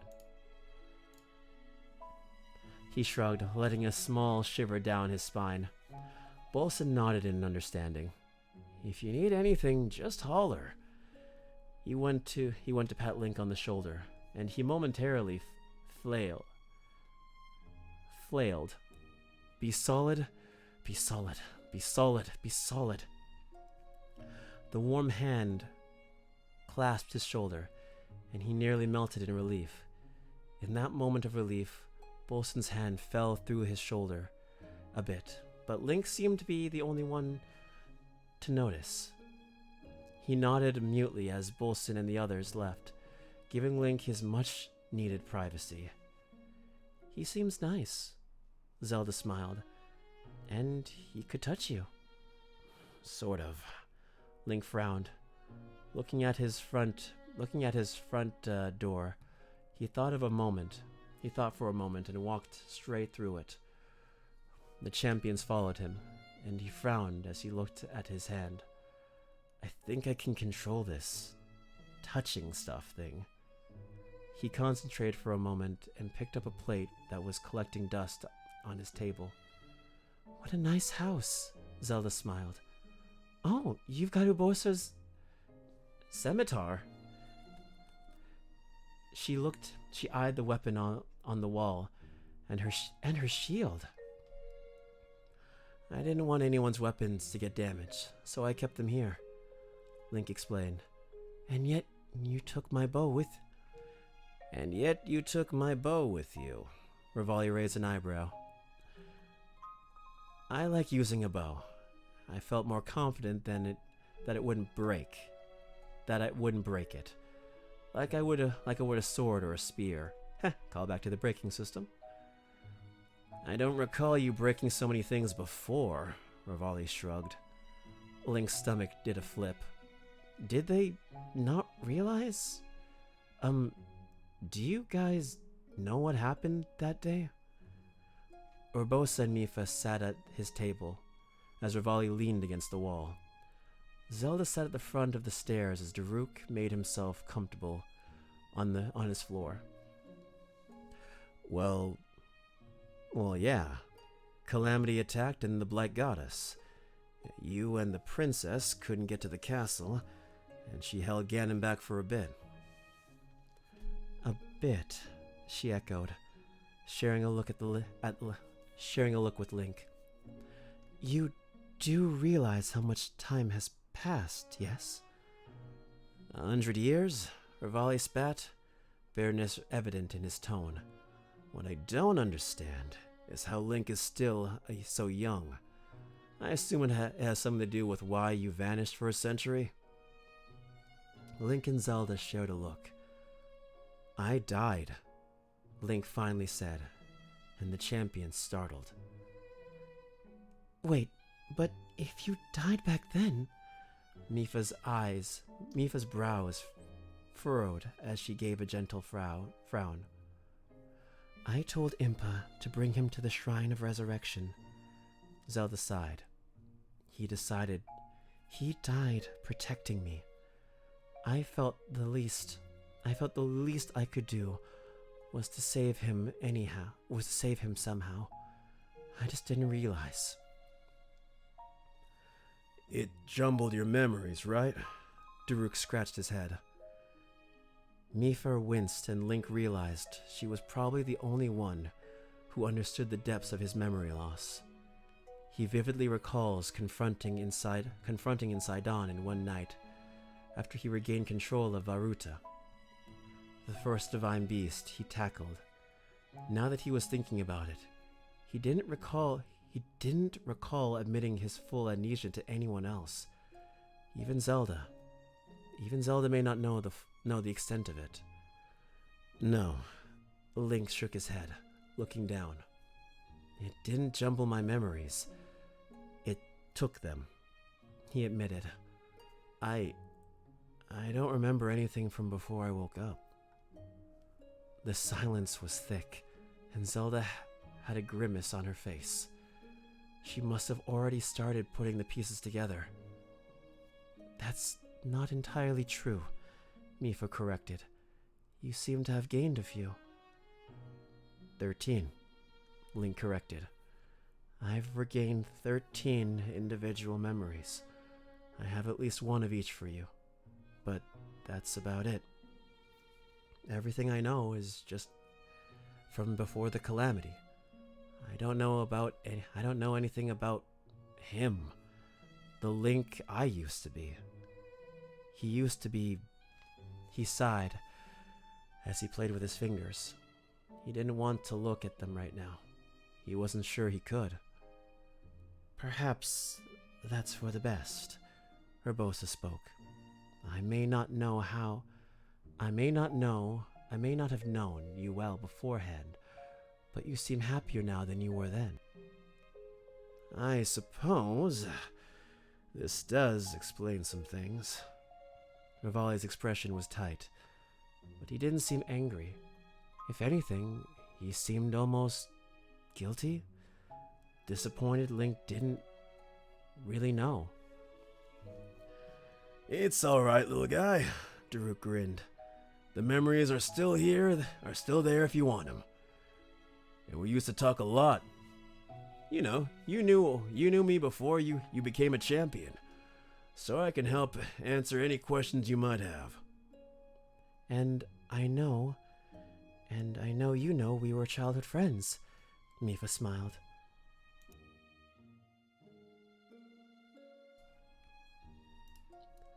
Mipha smiled.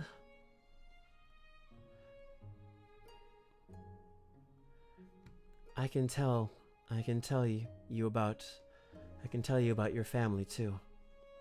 I had a family? He echoed, feeling entirely overwhelmed.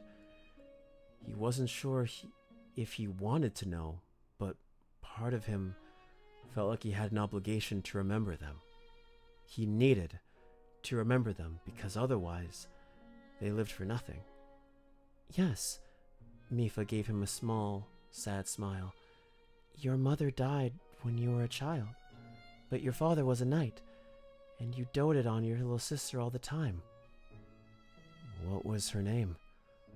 Lyra. Mipha smiled. Her name was Lyra. Part of him hoped that her name would spark a memory. Part of him was terrified that it would, but nothing happened. He sighed. I guess back to the issue at hand. He decided that since this was his house, he didn't have to be polite or respectable, so he flopped down on the floor. I am dead. I'm fairly sure we all can agree on that. Rivali scowled. I am a ghost, but I can still be seen by people. I can apparently touch things and be touched by people if I concentrate. That is a surprise, Mifa hummed. My grace activated of its own accord and attempted to revive you. But the malice in your body prevented it from doing so. Herbosa nodded as Link shuddered. It was painful. Link shook his head. I think there was another power. He glanced at his left hand and scrabbled away some of the dirt on his pants. He blinked when he saw 3 distinct triangles that he was sure hadn't been there before. One looked brighter than the others too. But he couldn't fathom why. Any of you know what this is? He sat up, showing them the mark. Several of them gasped in surprise, and Rivali in particular choked on his spit. I mean, I know you said you lost your memories, but did you lose all your memories? Do you not even recognize the Triforce anymore? Urbosa asked. What's a Triforce? Link tilted his head innocently. The 5 ghosts in the house shared a collective wince. I think this might take a while, Zelda spoke up. It's time for a history lesson. And that is the first chapter of a hero's spirit. This one was really action-packed. I was not expecting this one to be so lore heavy and have so many callbacks to like past Zeldas.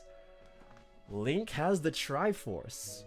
He has all the pieces of courage, wisdom, and like power.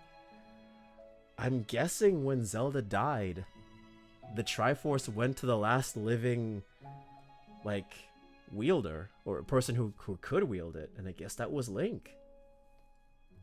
Also, Fi came back for like a hot 5 minutes, which I'm very happy for because I really like Fi.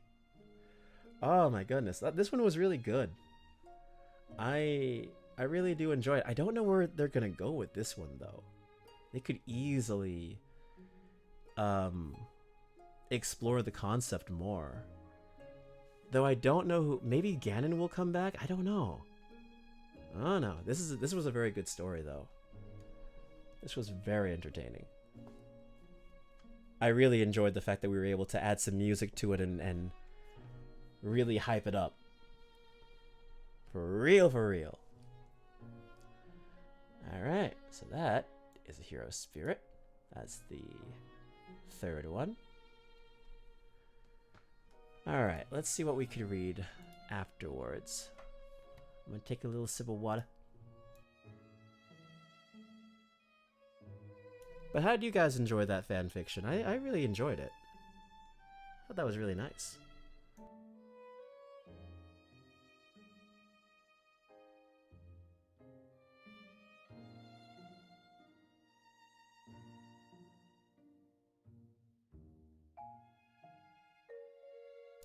Hello, Sierra. Welcome in. You think you missed it? Hey, it's okay. We got a lot more fanfiction to read, and depending on what the chat thinks, we could always go back and read the remaining chapters of whichever fanfiction we liked the most. Just popped in to say hi. Well, hello. I hope you've been having a great day, and I hope it's been treating you well. I hope you have been treated very, very well. It had some amazing moments, and the dialogue was chef's kiss. Oh yes, I do agree with that. I definitely agree. Gave me a lot of things to play off of, which I enjoyed. So, let's see. I will save Growing Up Garuda for the last. Alright. So, let's see. This one's a short one. I was reading a 19+ webtoon, so I didn't see the notification. Hey, that's okay. It's a reading stream and you were reading, so I think that's a good excuse for missing the notification. I think that is respectable. Okay. I hope the webtoon was good. What webtoon, if you don't mind me asking? Because I have been very bad and not read any of the webtoons. I was reading Big Ethel Energy, and I unfortunately had to stop reading it. Well, not stop, I got distracted by other things. First world problems. Anyway. Let's see. Honey Nut. This one is the one I am the most concerned about. Because I have no idea. I've read the title of it. I read the synopsis, but like this title though. This title though. Honey Nuts by Like to Laugh. Alright, the summary. It turns out that the death of the Calamity doesn't prevent more things from falling apart. A year after the fall of Calamity Ganon, 8-year-old Link goes back in time. I see that evil grin, I don't like it.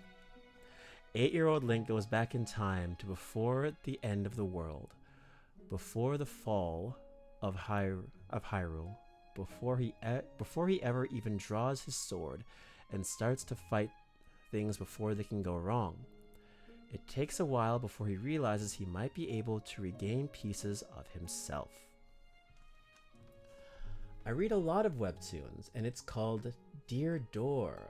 I really like it, but it's not for everyone, and there's not safe work and safe work versions of it. Oh, I see, it's spicy. It's got flavor to it, I see. I read the safe work version, and I needed to know what I was missing. Yeah, I'm in the same boat when it comes to that kind of stuff. If something is censored, I enjoy divulging in the not safe for work version to see what exactly they took out. And then sometimes you're like, yeah, I could. You didn't have to take that out. This was fine. I don't know why you took that out. Xenoblade. And then in others, you're just like, I wonder if this could work. Oh. Wait. Oh. Wait, what? No, that. Oh. Oh. Oh. Oh, I could see why you took that out. This isn't good. This is a little too, risque. Eek. I've been in that situation before. Alright. Now then. To the fan fiction. Chapter 1.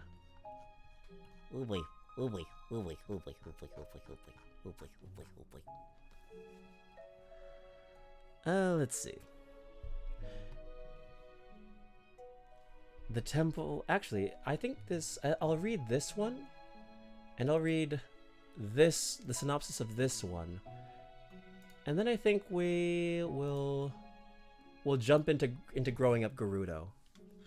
Because I don't want to be too pressed for time, and it's already getting late, so I don't want to run up my time. Because these can be long. Anyway. Let me just... Yeah, last thing I want is for us to focus on all of this, and then we never get the chance to pick which one we like the most to continue. Alright, let me just do our thing. Alright. Let me just...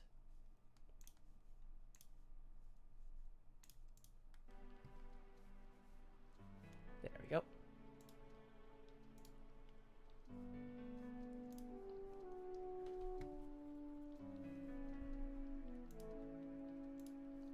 The story bits are really good, and the afterwards are really well done. Also, if a completed series is also it's a completed series, so it was perfect for filling in time between other webtoons I'm waiting for on new chapters. I'm waiting for new chapters. Ah, love fast-paced webtoons. Ah, love fast pass on webtoons. Ah.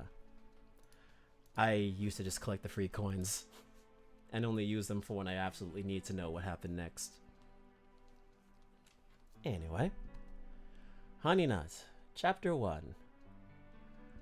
The temple was ancient and crumbled, and Zelda had to cling to her governess, Miss Godfrey, all the way down the precocious wooden steps the carpenters had put in. Zelda's eyes wide as she took in the great fall on the other side of the rickety railing. Her head turned this way and that, looking at the broken columns of the mossy walls and the rubble before Mr.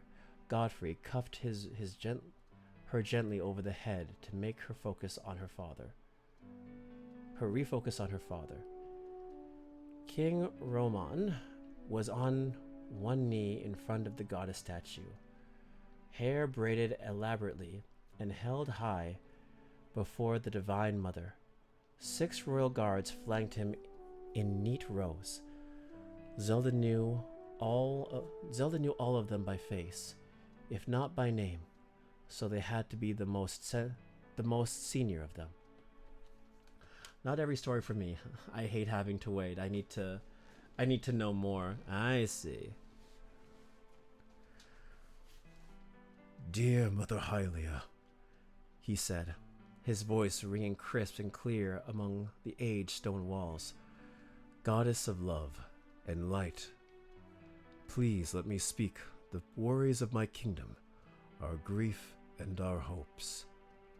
Contrary to what many in the kingdom believed, Zelda had learned prayer at her father's knees, and not her mother's. It was a vital part of Hyrulean leadership to have a strong faith in the mother goddess, and pulled them through catastrophe after catastrophe. For the Princess Zelda, her father had told her.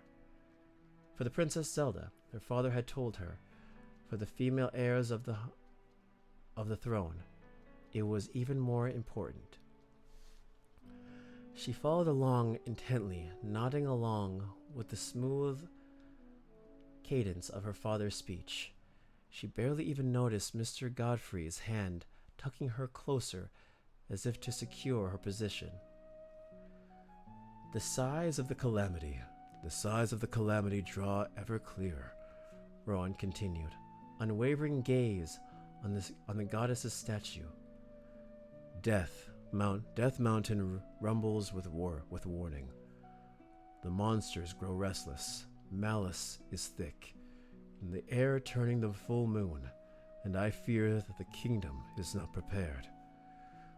There was a rumor that this ceremony and those like it, where King Rom truly sought the guidance of the goddess, and performed with only those closest to him.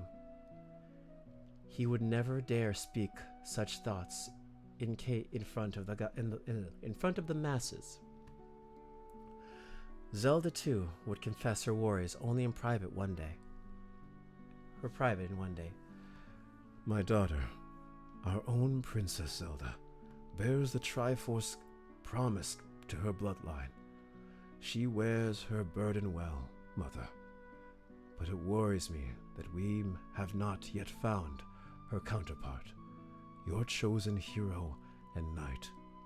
We cannot face the calamity without him, and I fear for the well-being of our kingdom if the calamity strikes first. If I ask for your guidance in this time of trouble, whether that be to find him among our own, or in our sisters' kingdoms, or afield, whether that be to move on and thrust your will, or to prepare ourselves for the great challenges, know that I only wish the best for my kingdom. And I must, and I trust, Mother, that you desire the same.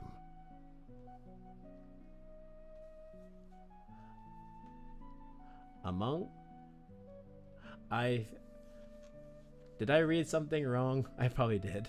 It's okay. Oh, no. I think I understand what that means now. Do not say Among Us. Don't say Among Us. No sus. No sus. I sensed it, and I didn't. No. Nice one, Yume. Nice one.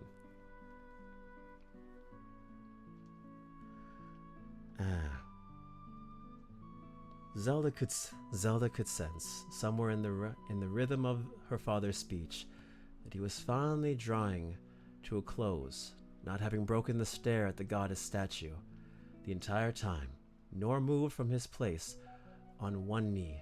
It remained to be seen whether the goddess Hylia would answer him, or if she would leave them to follow their own faithful judgment. Silently hand-squeezing Mrs. Godfrey's eyes on the goddess's statue along her father's, Zelda prayed too. Thank you for the hydrate. Thank you. I'll be taking that right now.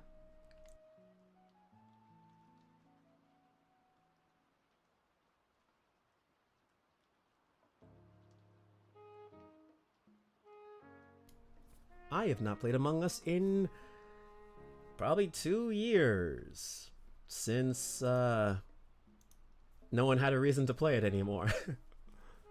It was a nice party game, but it lasts like, I don't know, a couple months before you get bored. Anyway.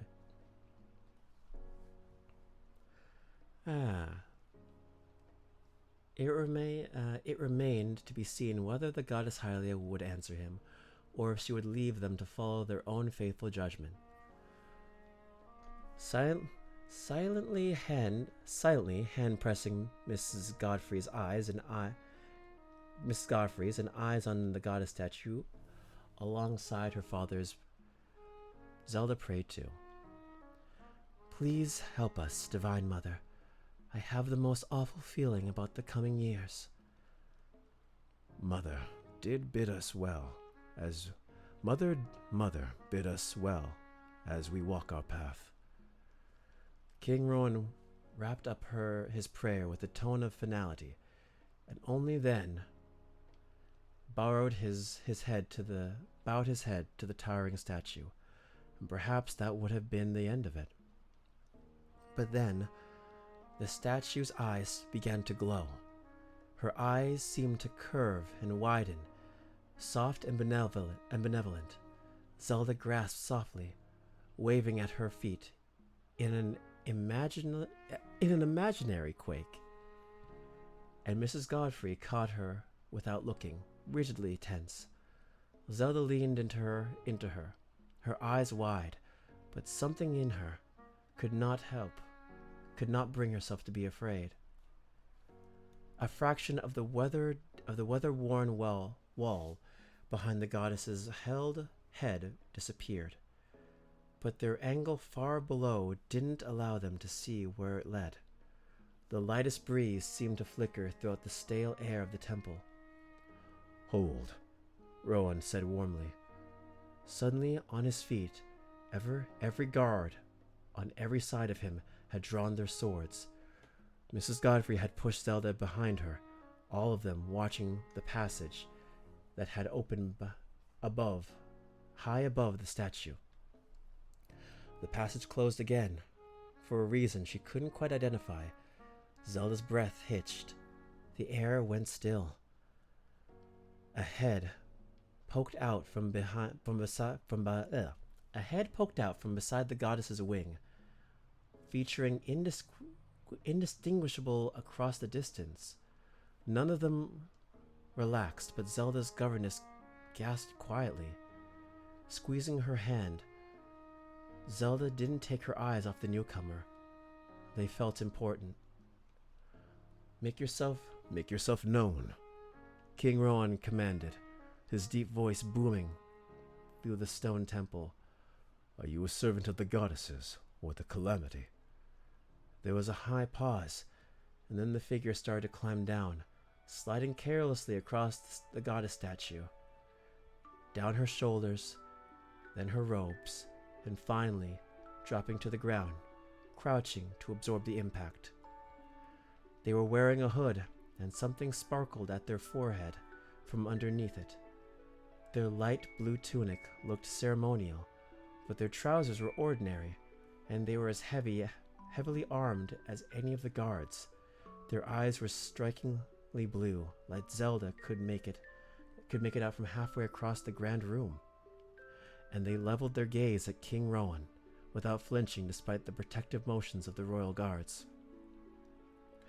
Then, wordlessly, they stripped off one of their fingerless gloves and flashed the back of their hand at Rohan, revealing a vivid, unmistakable Triforce to match the faded one on Zelda's own hand. Most of the guards lowered their bows and blades. Rohan held steadily. Though Zelda could see it was a strain. Was it really that easy? Are you my daughter's counterpart? Rohan asked the mysterious figure, holding himself stiff and tall despite the gravity of the situation. The hooded figure glanced over at Zelda for a split second, finding her easily, and then looked at Rohan again and nodded. They raised their hands and sighed. Do any of you know sign language? Zelda grasped softly. Legend said that the goddess's hero spoke rarely, if ever, referring the use of sign.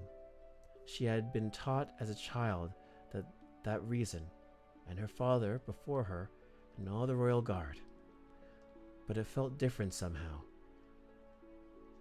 And now, to have the hero ask, "Speak and be understood." Speak and be understood, hero.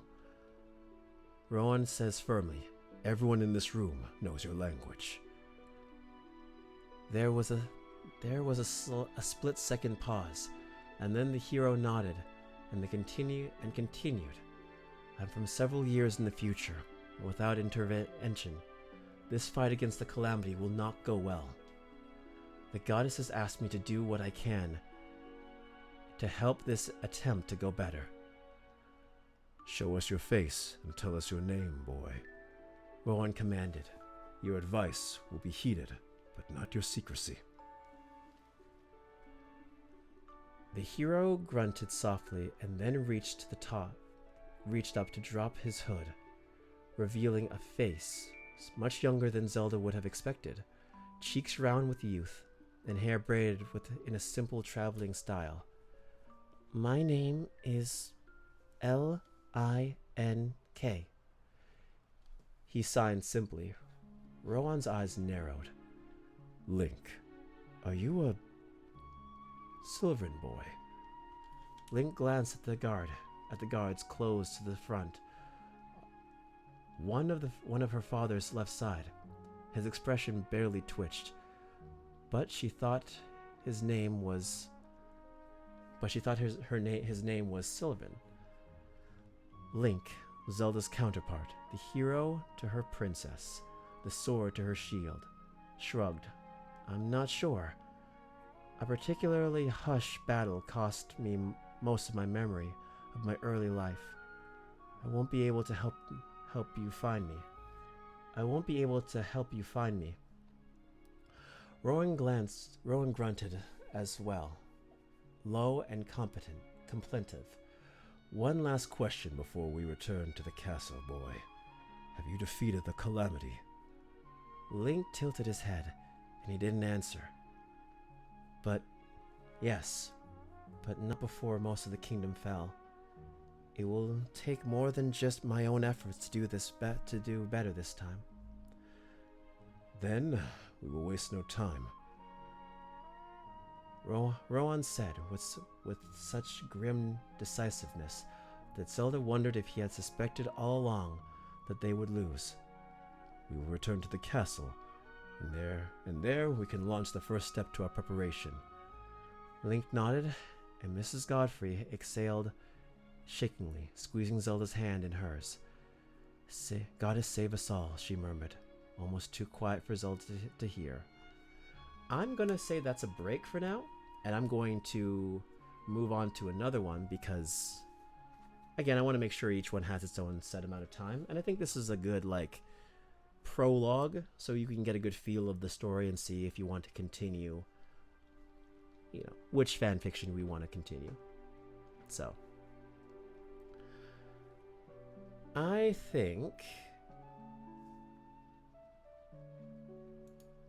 think now is the time to read the one I've been wanting to read, Growing Up Gerudo. From the ground up. Yes.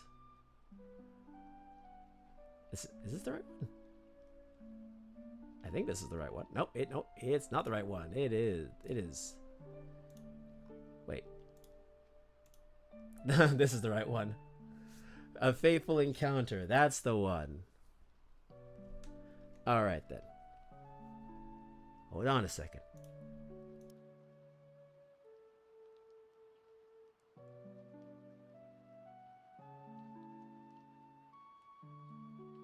Oop, that's for Twitter.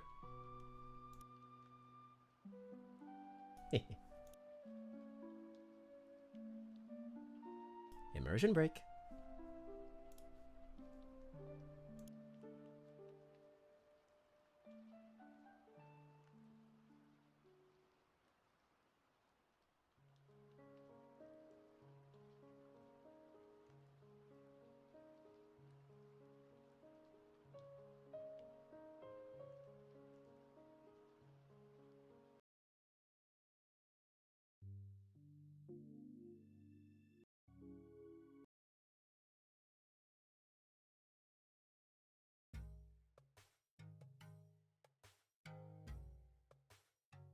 There we go. Now let me get this. There you are, there you are, there you are. A Faithful Encounter. Now then. But wait, I'm not in the right form for this. Let me just do a little something. Oh, not that one. Oh, I'll zoom it up. Boom! Yes. Yes. If we're gonna do Ganondorf, we're gonna do Ganondorf. Yes. Zaddy? Maybe. Maybe Zaddy. Maybe Zaddy. A Fateful Encounter. Ganon found a little something that would change his life forever. Notes, this is the beginning, the start of it all. This is the Growing Up Gerudo, A.U. The desert roared loudly in his ears, kicking up sand into his eyes. Being royalty in the Gerudo tribe didn't mean squat when it came to paralonging the borders. If it was your turn, you do it, no matter the weather. Ganon squinted towards the horizon, and hand unsuccessfully shielding his eyes. His scarf around his face did little to stop the sand from entering his nose and mouth, but at least he could breathe. A sigh escaped his lips. Nothing here. Maybe I can go back. Maybe I can go back now. He turned around to head back to the valley and out of the sandstorm, but then he heard something he thought he would never hear so far in the desert, a baby's whine. Ganon jerked back, around towards the noise. He had to be hearing things, the heat playing with his mind. There was no way that a child survive out here in the desert, much less in a sandstorm. But as he slowly made But as he slowly made his way to the sound, he saw a rock, and in that rock was a concave in which the sand did not reach. There in the sand, there in the shadow, was a squirming, crying baby, wrapped in a swaddle of cloth. The Gerudo glanced around, trying to find any clue as to where its parents might be. But the sand blowing around him obscured his vision, too much to see anything. Looking back to the baby, he thought of his next move. He couldn't leave this poor child out here to die, but he absolutely could not bring it back with him to the valley. The tribe would not take that very well. The next thing Ganon knew, he was walking back to the gate with a new burden in his arms. He was hunched over, protecting his package from the fierce winds, his braided hair attacking his face. When the Gerudo at the gate tried to question him, he just waved her off, continuing to his hut without giving anyone a second glance.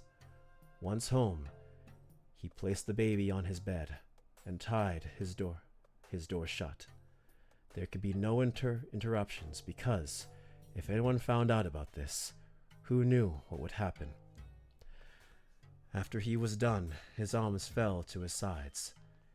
His hand raked through his hair, his breath shaky.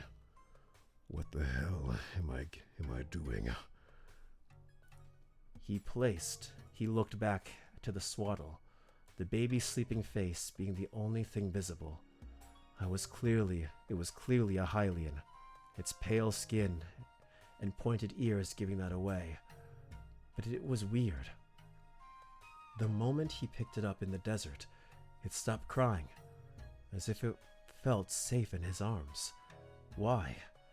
It would have been so easy just to crush the little thing, put it out of its misery, like any other Gerudo would do.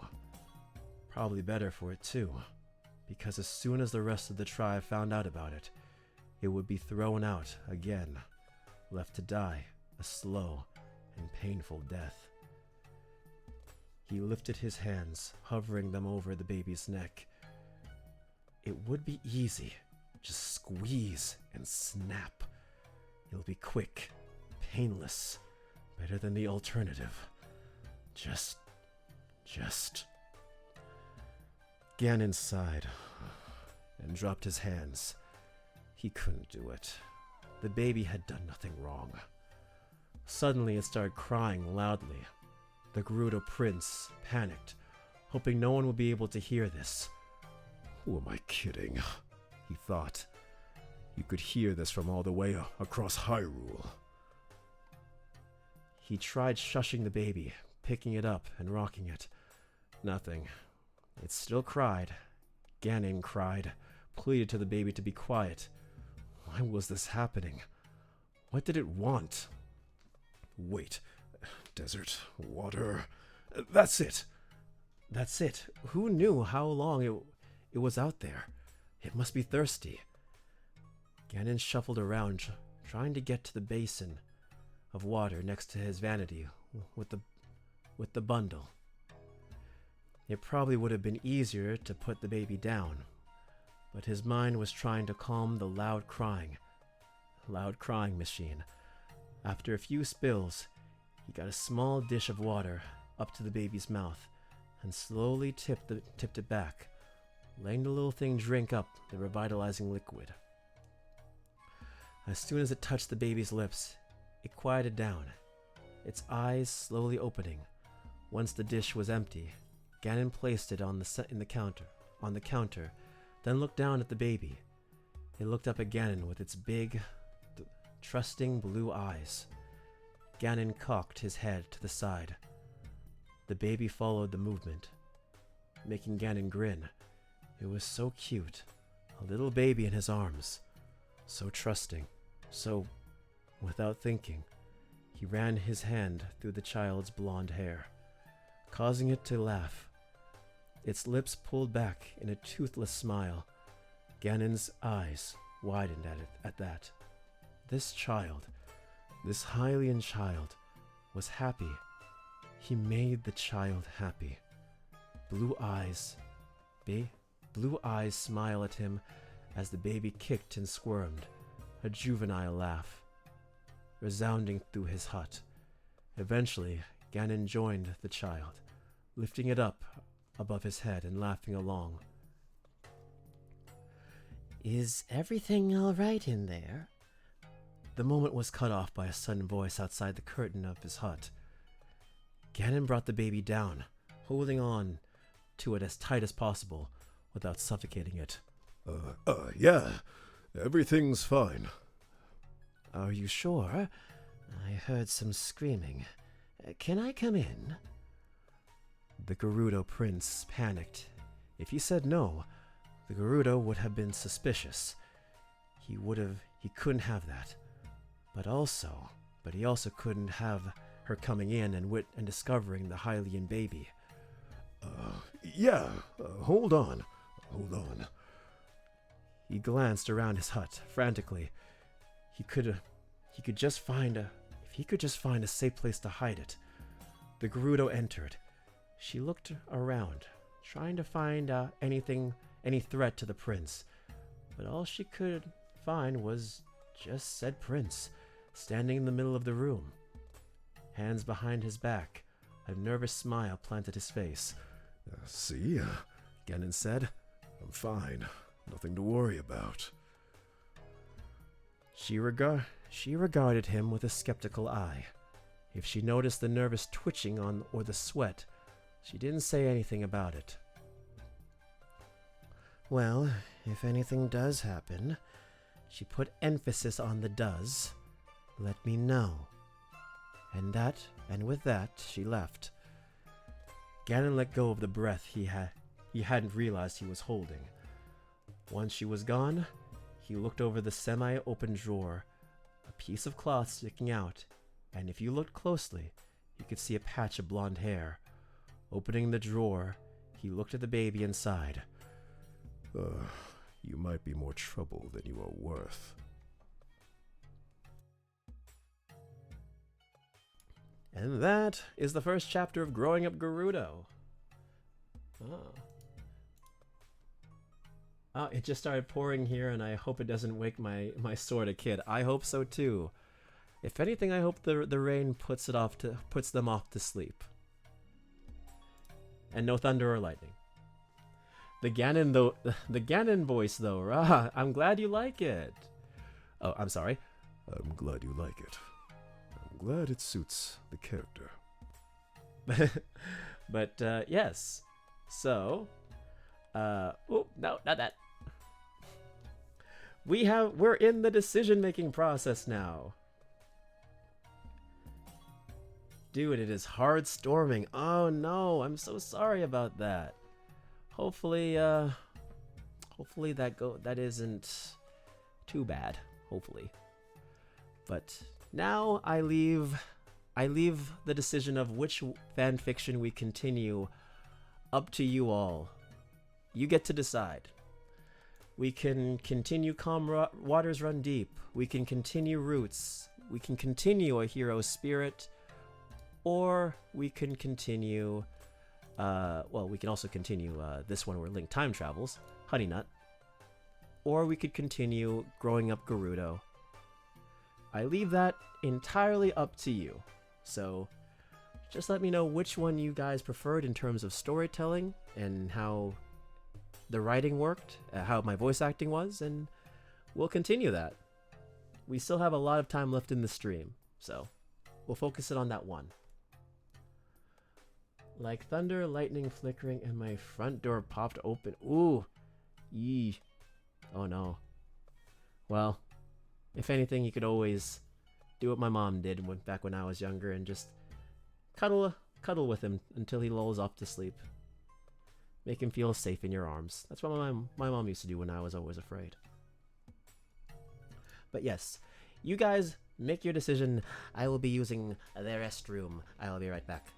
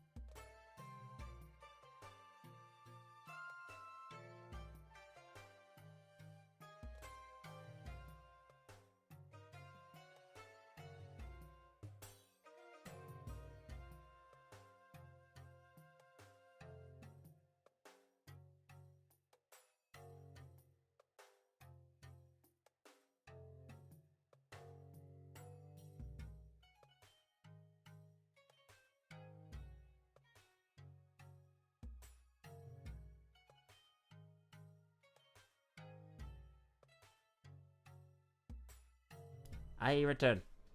I return. I live in Tornado Country. Ooh, pray for me. Dear Ganon, please, JK. Oh no. Well, yeah, I do hope that, I do hope it's nothing that serious. But hopefully not, hopefully not.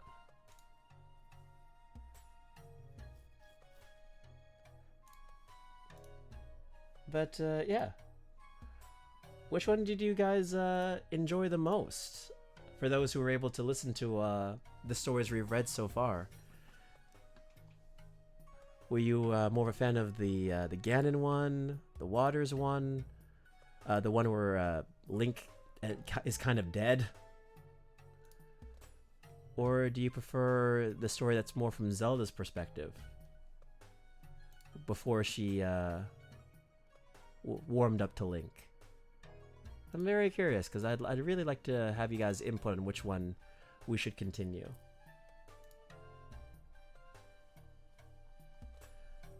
Because I might continue the Ganon one. But I also like the one where Link was dead. Huh. I like the Zelda's point of view one, but the Ganon one was pretty juicy. Okay, okay. The one where she's meeting them for the first time. Okay.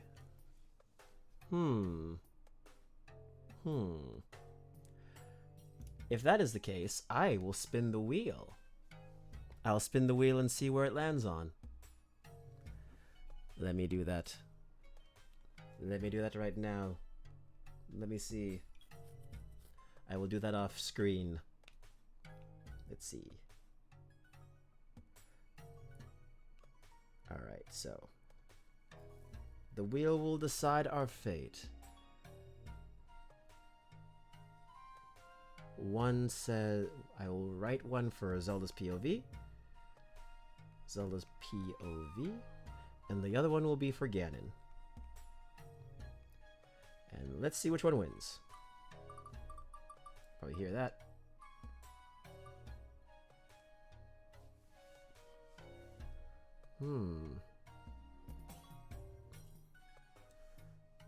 Alright, so that's... Okay, so that's one for Zelda. That's one for Ganon. Last one's for all the marbles. Let's see. And the winner is...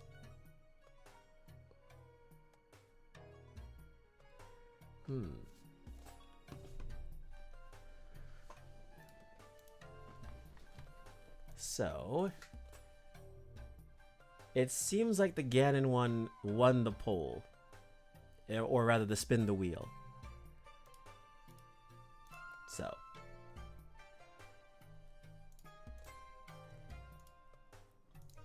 But I could always switch between the chapters, so. Alright, so we're continuing on. Which means I must continue on as well. Back to this. Alright. So. A Faithful Encounter. Chapter 2. He was in a predicament. The small baby was on his bed. The small baby was on his bed, squalled out in the middle, leaving almost no room for him to lay down. He actually could, really, but not without crushing the poor child. It was so small, so vulnerable. Its breath came out in soft little puffs. Its chubby face so serene. Ganon crawled onto the bed, trying to position himself around the baby. No, too close. He could roll in his sleep. Maybe if I... The man reached out, thinking that he could pick up the child and rest it on his chest. But he didn't get near the baby before it started to squirm and whimper. Ganon immediately drew his hands back. Shh, no, don't cry. he whispered anxiously. While the baby did not make any more noise, it was obvious that it was not comfortable. Was it cold? The desert does get pretty chilly at night. Blankets. I need blankets. He took his comforter, his sheets, his cloak, anything he could find, and wrapped the baby up as much as he could. It wasn't until it was a pile of blankets with a little baby face poking out at the top. That left only one problem. There was nothing for Ganon to sleep on. Well, the floor never hurts. The Gerudo grabbed one of the pillows that he didn't use for the baby and threw it on the floor. He positioned it right by his rug before laying on one side. Then he grabbed the other side and pulled it over himself. Wasn't much of a blanket, but hey, the child was happy, so he was happy. Sir, what are you doing? A sudden kick startled Ganon from his fitful sleep. For a moment he wondered himself why he was on the floor, but then he remembered about a little something sleeping on his bed. He balled up worried that the Gerudo that came to wake him up had seen the baby, but he looked over at the spot where he put the child. All he saw was blankets, no baby. He cleared his throat, getting the woman's attention. What I do is not really your business. So could you please step out? I'm not exactly in a presentable attire. You have strategically lit a candle. Well, good. Congratulations, Sierra. Good. If something happens, at least you have the candle. Maybe light a few more just to be safe.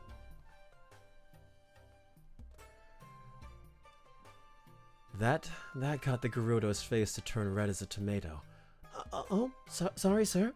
I'll get out of your hair. And with that, she all but bolted out of the hut. She was gone.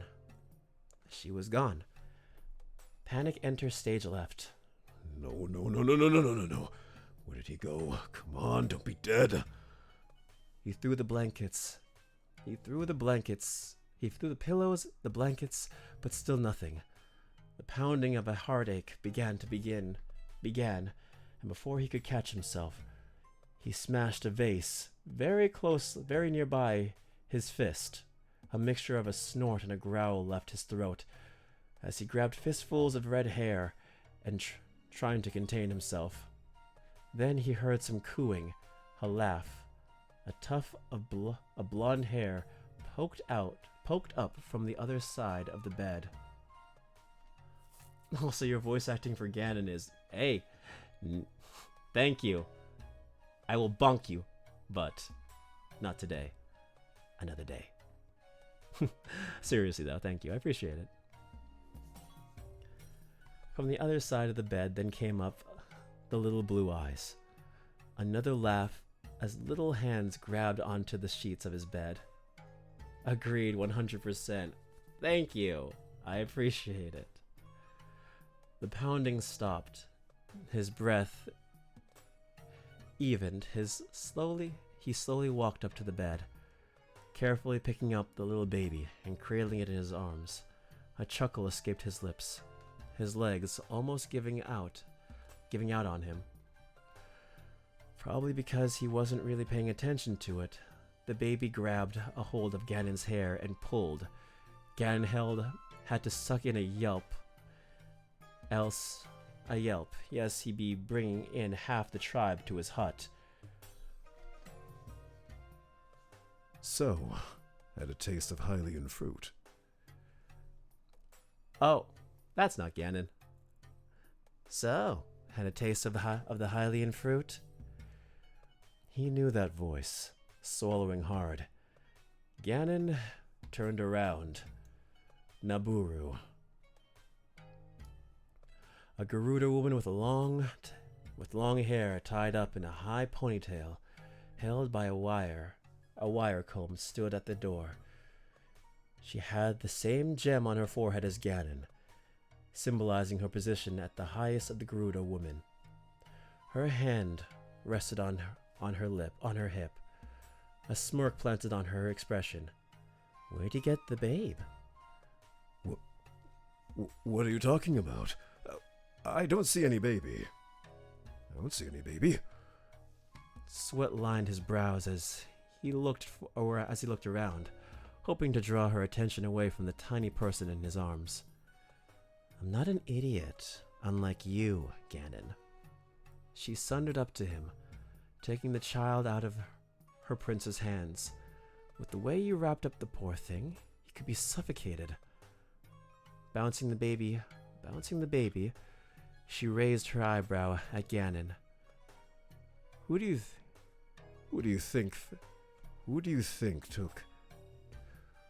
think took fed him this morning? Ganon blinked. Him?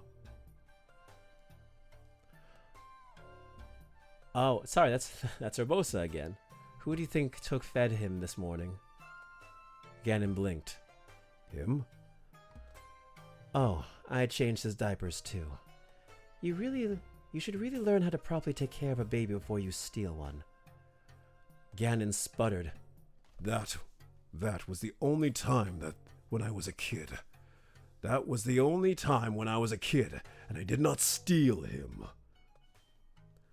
Nabooru stood there, waiting for an explanation. I found him in the desert, abandoned. The woman did not say anything, but stared at Ganon. He looked down and snuffed and shuffled his feet, his heart beating nervously. That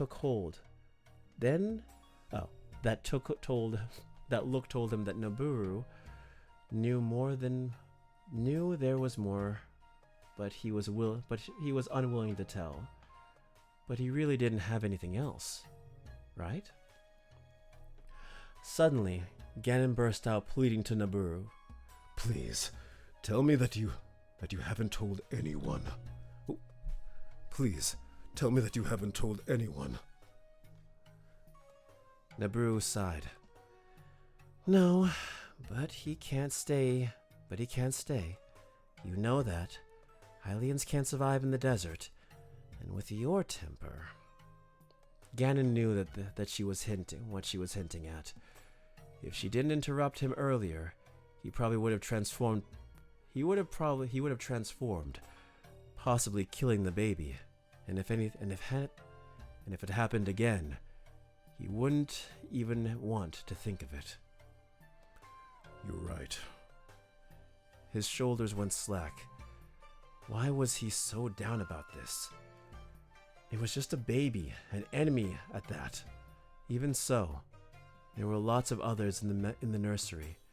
He could just help out there. Then he got an idea, a compromise.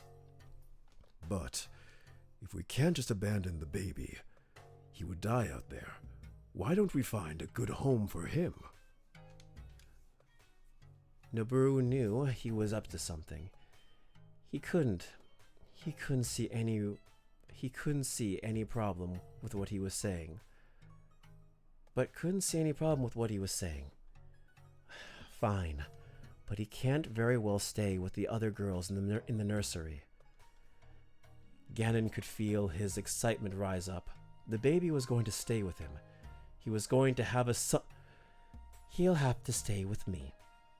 His mouth could hit the floor, but no buts. No buts from you, mister.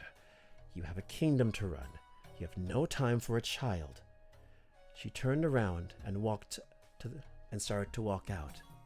And plus, she continued over her shoulder, you have no idea how to take care of a baby. But Ganon reached out with his right hand. Have you at least thought up a name? Nabooru stopped, looked up, and groaned. Ganon, you barely know the child and will not know him enough to name him. Go. I don't know. Name your Helmorific, name your Helmoric instead. If it is still alive, that is. With that, she waved goodbye and left with the baby in town. And that is the end of the second chapter.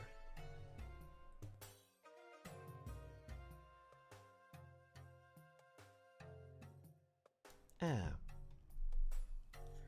Yes, he did get attached very quickly.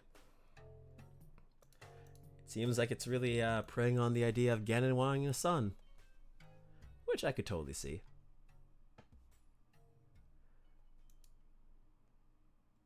Ah. The next chapter. The next chapter we have here is bedtime stories.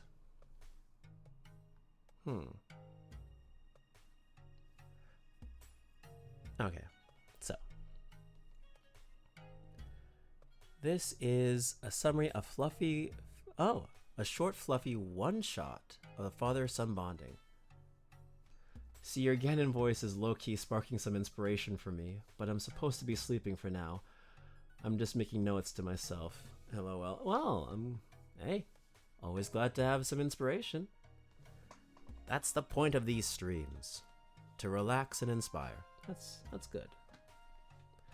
So this one seems to be a one-off, a short fluffy one-shot of father-son bonding. Wonder if there's more to this. Yep, so sure is. He spread the blanket on the floor, trying to fluff it up as much as he could. He sure as hell was not going to let his son be uncomfortable. Here you go, Link. A bed just for you. Right next to your daddy. He looked at the boy. That's how you wanted it, right? Link responded by running straight toward into the bundle. Ganon's heart leapt into his throat when he heard a thump from his head hitting the floor. But when he saw this small blue eyes peek through the blanket, he smiled. That made the little toddler giggle and bury himself under the mess once more. Ganon chuckled at the boy's antics, and he turned to his own bed.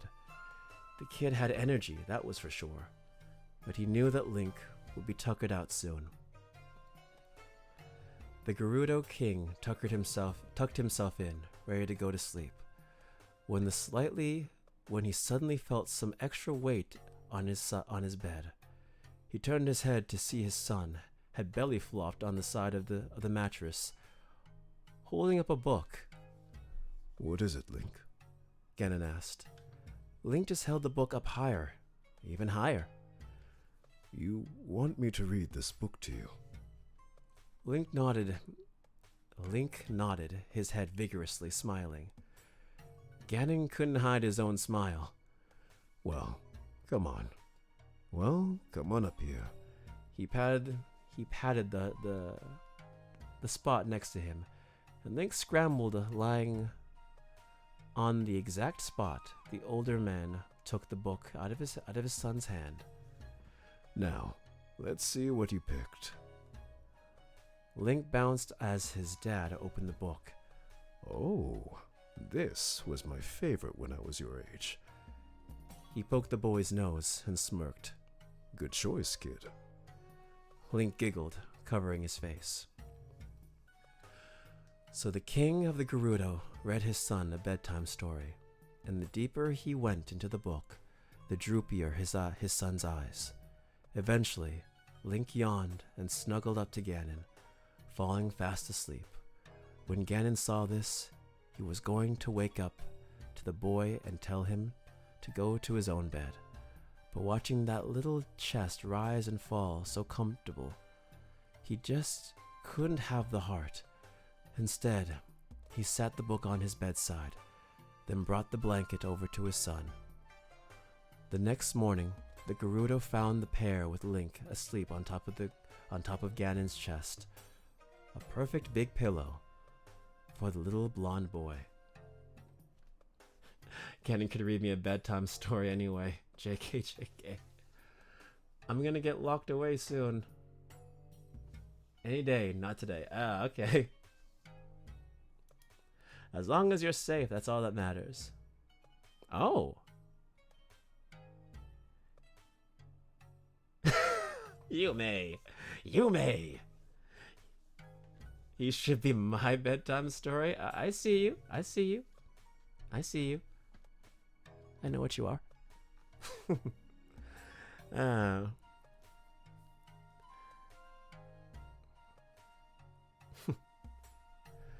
Alright. So is this another flip piece? I wonder. Part 2. Yeah, part 3. I think this is part 3. Oh, this is interesting. So a jail buddy, wow. How many times must I bunk? You'll be fine. You'll be fine. Anyway.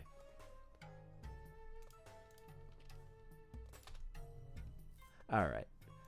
The next chapter is interesting because Midna's in it, apparently.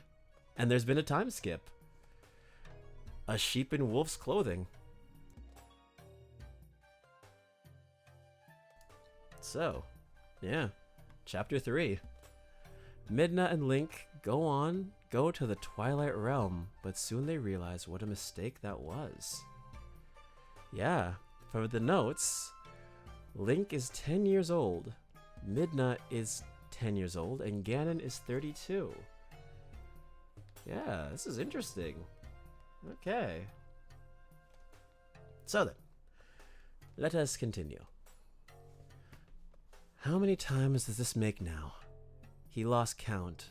15? But that didn't matter. She was here too. Many times.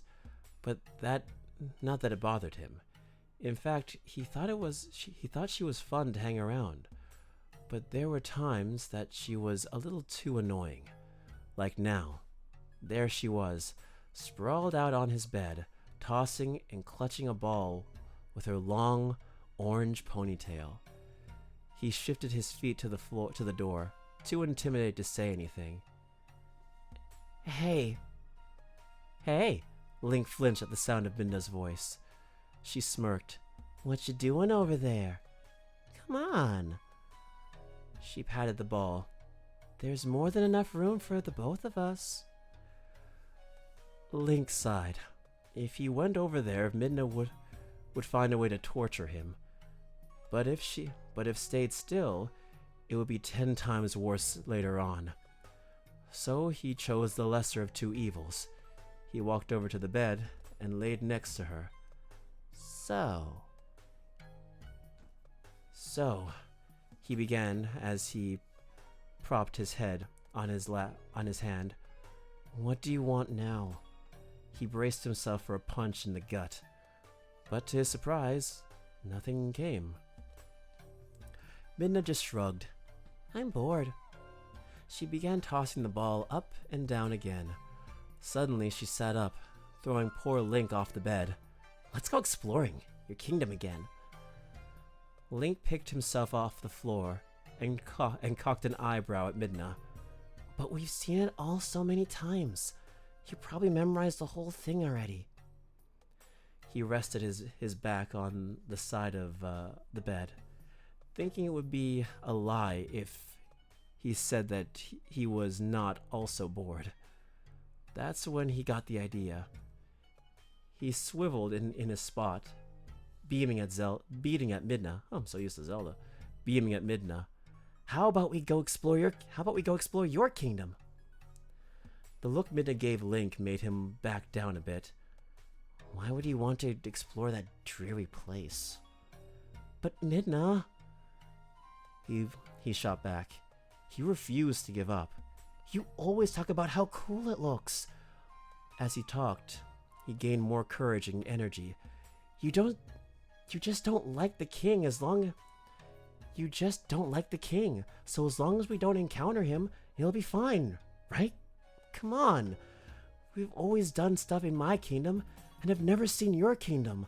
Please, all right. Link jumped up, fist in the air. A smile plastered on his face. Midna couldn't help but smile with him. Hey. Hey, his excitement was infectious. Here we are. Midna tossed her arms up and floored in front of a rock. Link cocked an eyebrow at Midna, fearing for her sanity. She placed her hands on her hip. No, you idiot! It's the gate to the Twilight Realm, my kingdom. When Link's expression did not change, she rolled her eyes. Just watch, my little Gerudo. She then smirked and snapped her fingers. Golden rings began to move around the stone slab, frantically, then came to a sudden, orderly stop, a few feet below the children. A small beam of light came from the rings, hitting the slab and made an elaborate circle within the Triforce in the middle.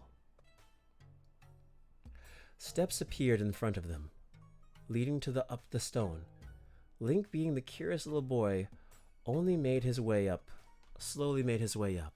When he reached the top, he expected to run into a wall, but instead, he felt himself falling in what had become a hole. Midna caught him in the nick of time, still smirking. Whoa, hold your horses there. She lifted him by his scarf with her hair. She then proceeded to float through the portal, carrying Link behind him. Ladies first. The Twilight Realm was nothing like Link expected. The sky looked a bright sunset orange, but it was also as black as night. Black squares of twilight floated around them, mesmerizing Link in a childlike wonder. Midna had put him down, letting him get a full view of her kingdom. Oh, ad. Sorry.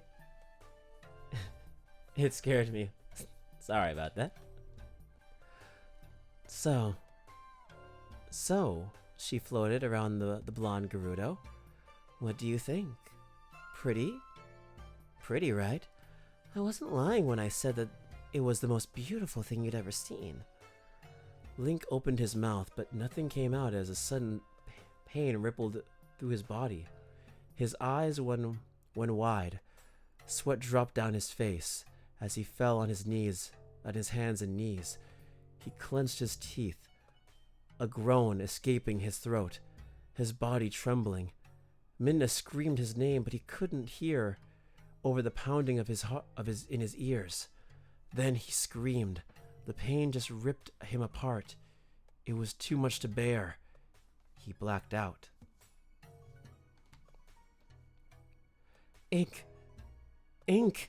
Come on, Link! Get up! Midna's voice barely carried through the haze, taking over Link's mind. He blinked, lifting his head to the Twilight Princess in front of him. That was a mistake, he quickly learned. When the world spun... hold on, let's make sure. When the world spun and he fell back on the ground, then he realized that something was off. He couldn't really place it, but apparently Midna knew what it was from the worried expression she had. Once again, Link lifted his head and asked his friend what was wrong, but when he opened his mouth, nothing came out. He tried again, opening his mouth, but this time, all that came out was a groan. Getting frustrated, Link scowled and let out a growl, then froze. He growled, as in a full-on feral animal growl. Midna must have seen the panic settling in the Gerudo, because she said, "Now, Link, stay calm. I can find out what happened and fix it, okay? Link, can you hear me?" He did not. He did not hear her. His mind was frantic, jumping to the worst conclusions. When he looked down, the panic took control. Instead of the human hands that was supposed to be there were animal paws staring back at him. Gone was the orange light of twilight, replaced by the black abyss of terror. What would his dad think? He was an animal, a beast, a monster. They would all hate him, kill him. He wouldn't stay. He couldn't stay. Had to stay away.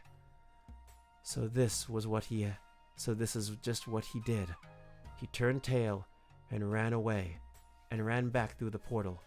He did not even catch his friend shouting his name as he ran away. Oh boy. He's a human in the Twilight Realm, and you know what that means. He changed. It's like an early adaptation of Twilight Princess. Interesting. Let's see what happens next. Chapter 2 of Wolves in Sheep's Clothing. Fear, loneliness, hysteria. His heart beat with the pounding of his paws on the ground. After he woke up... Actually, hold on, let me do what needs to be done.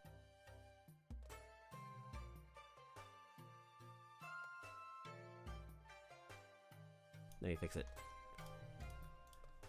Let me see.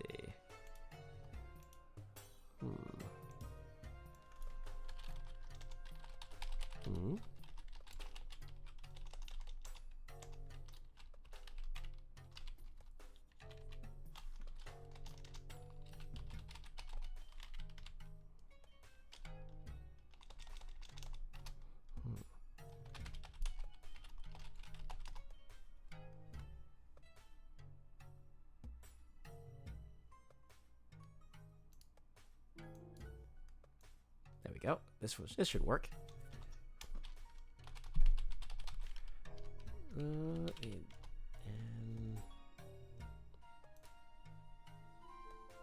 there we go.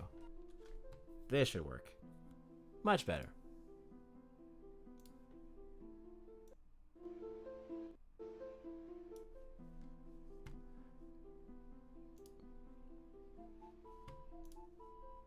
There we go. A Wolf in Sheep's Clothing, Chapter 2. Fear, loneliness, hysteria. His heart beat with the pounding of his paws on the ground.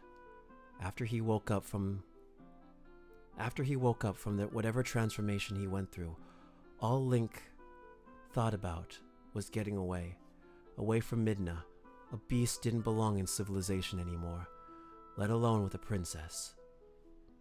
By the time he calmed down enough to stop running, he noticed that he did not recognize his surroundings.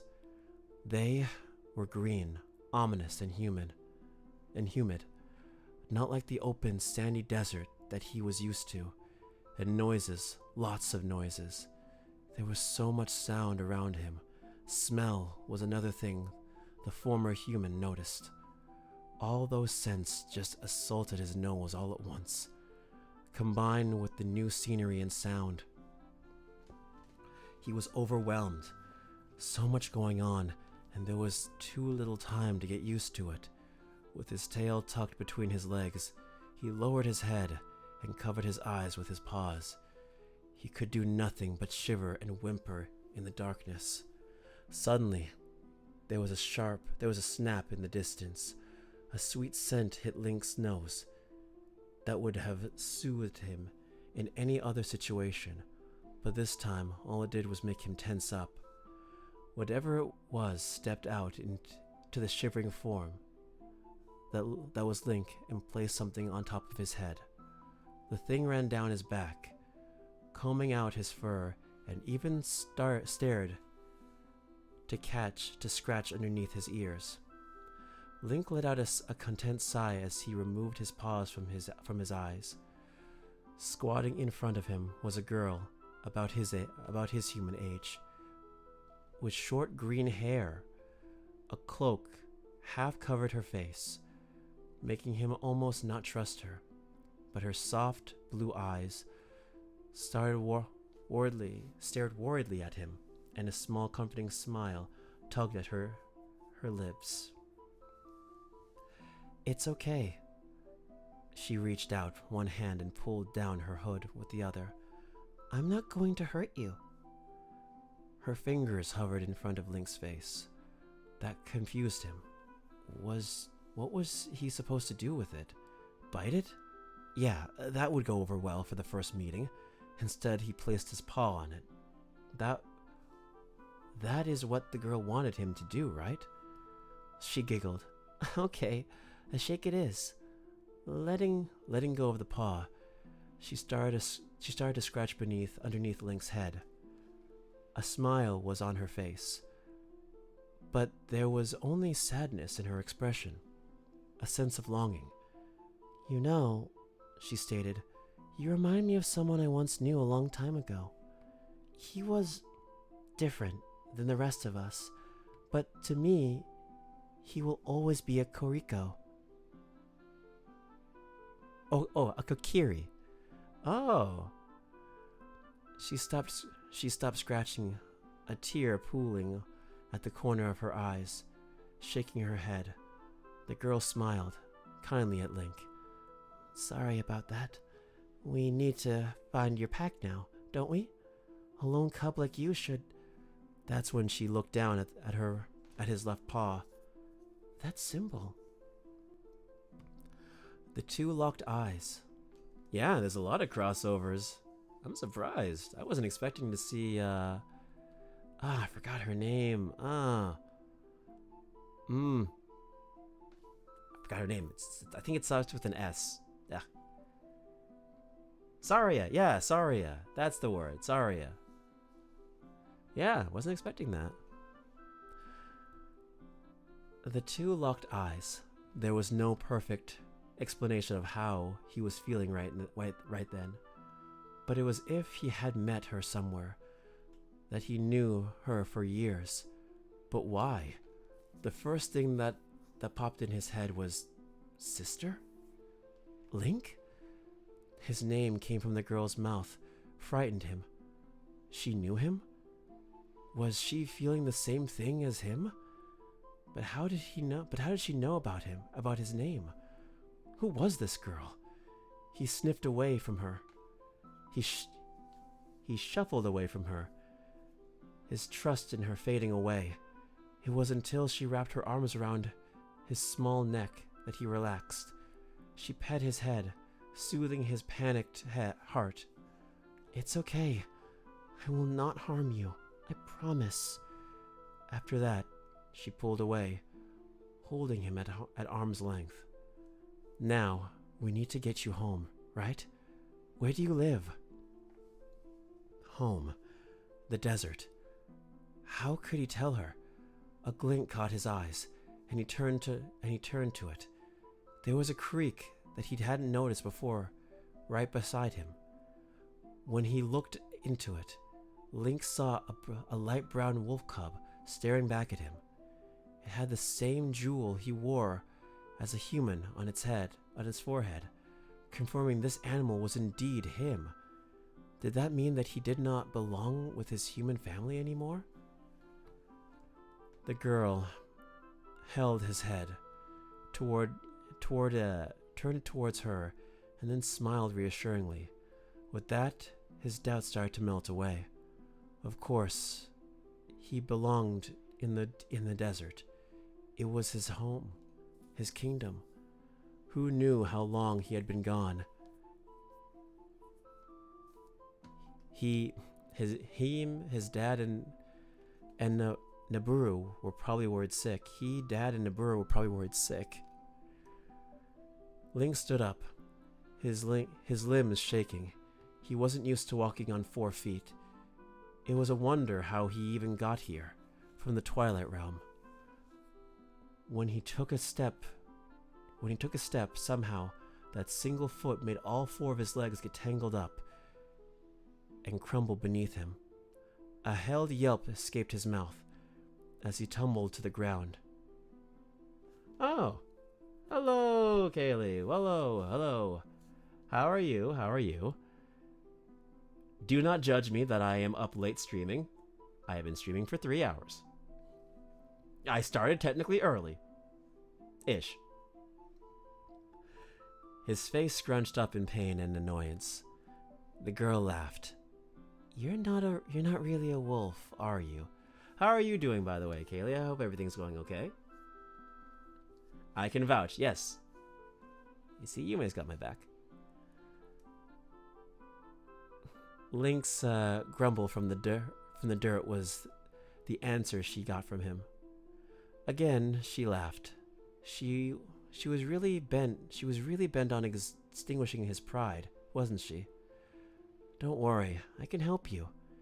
She walked over to the wolf, picking him up just enough that she was supporting him as he stood up. Link looked at her, confused but thankful, and she smiled back. How about we get you out of this forest first, Loosely, they made their way forward, the girl helping him with each step. By the way, she said, as they were walking, my name is Saria. Yeah, it is Saria. Link looked back at her as she smiled. That will be fair for you to know, since I seem to know your name. I'm good. I'm gonna judge for the fanfics. Oh, okay. Well, fine. You're free to judge. This one has been very wholesome. We've been reading some good ones, actually. A lot of good ones. They're all good in their own way. But the wheel rolled on this one that we're continuing. The cub did his best to smile back. It was a little hard. He didn't want to scare her, but he thinks it worked. At least the girl, now named Saria, didn't run away. Minna was freaking out. She had no idea what happened to Link, if he was okay, or even if he was alive. It was her fault this happened. She should have known that something like this would have occurred. There were rumors that if a human came into the world, bad stuff would happen. But she thought they were just that, rumors. Since when were rumors true? Pacing wasn't going to help her friend, though she took her head and slapped her face. No, there had to be something she could do. Something to get Link back home and normal. Ah! The Twilly swerved around, facing a tall, regal building. The library, of course. This place had all the information she needed. Now to only get inside without alerting Zant. Alright. Oh, this one's going to be a little bit interesting. Chapter 3. Warning. There is blood. There is some blood in this chapter. Almost there. For a while, Saria had been helping Link walk through the woods. She did not really need to hold him anymore, but she did need to guide him. There were times when the wolf would veer off path, confident that he knew the way better than the Kokiri. But he just ended up going in circles till Saria decided to stop teasing him. Well, Link, welcome to Hyrule Field.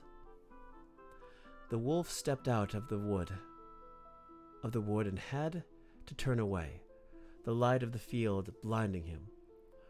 When he looked back forward, he gasped.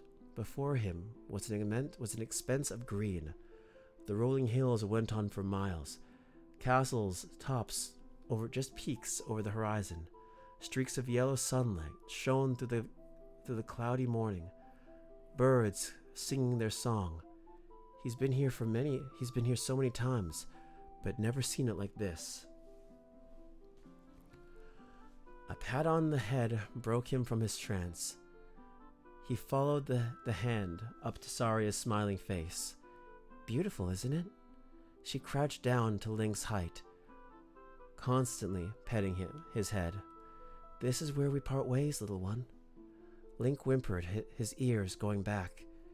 She was abandoning him?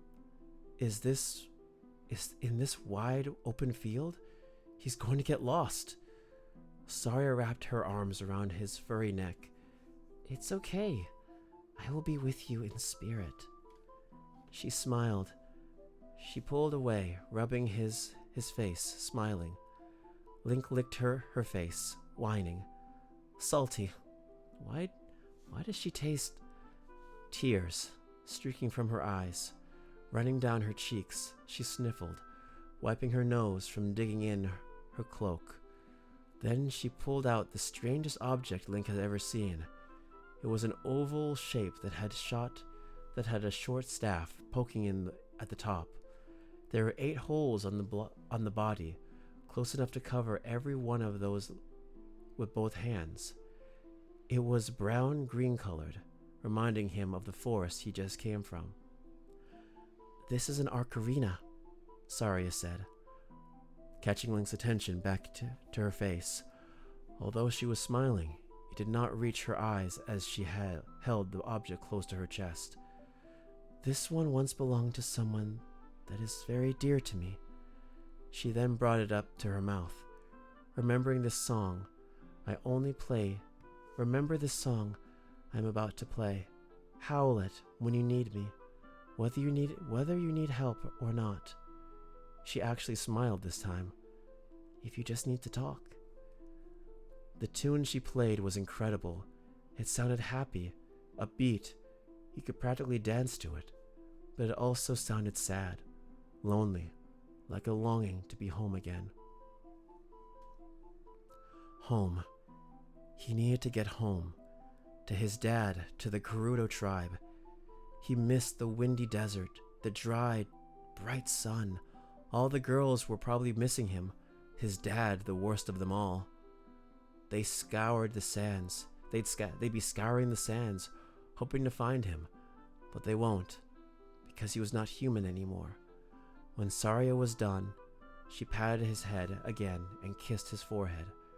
She stood up, putting away the instrument. "Goodbye, little Link." With that, she turned and walked away. Link whimpered, tail behind his legs, wanting to follow her, but then she turned her head back, telling him, "You can't." She smiled. "Follow your instincts instead. Go home. Be with your family. You will be happier there." Finally, she turned and disappeared, leaving Link all alone. What would he do now? What does he get home? How does he get home? Should he go home? A sudden rumble from his stomach told him that he should look for something else entirely. Okay, food first.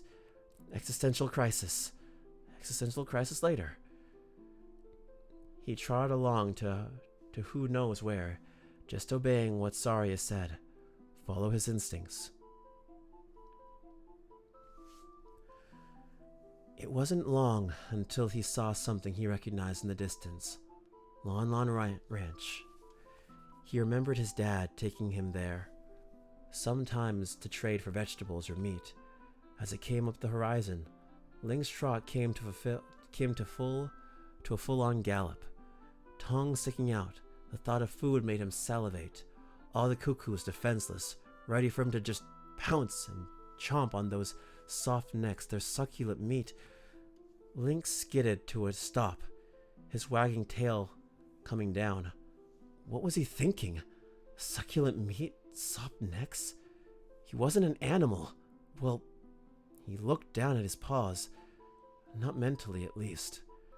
Taking a deep breath, he trotted the rest of the way to the ranch. Her song, the first thing that reached his ears.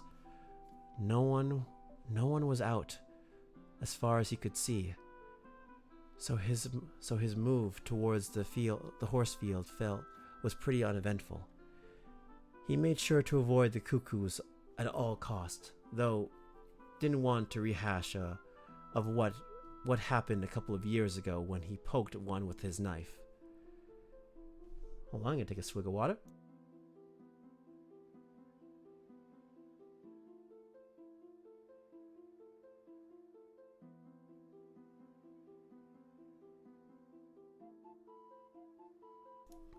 Oh, hope the rest of the stream goes well. Good night, everyone. Take it easy, Snow.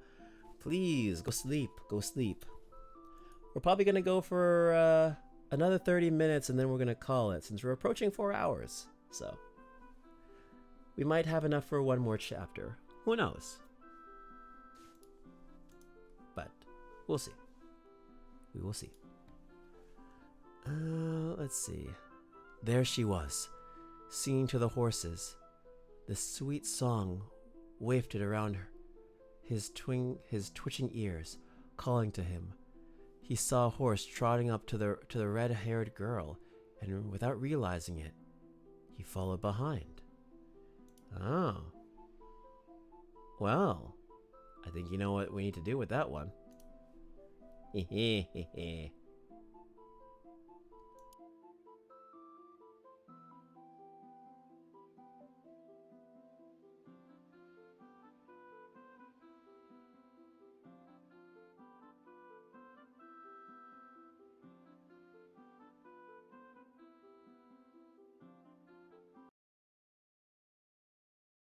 This should do just fine.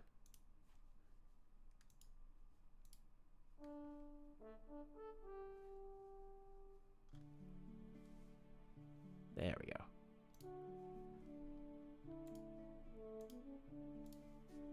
Wait. I can find the story. Dang it, there it is. There we go. Huh.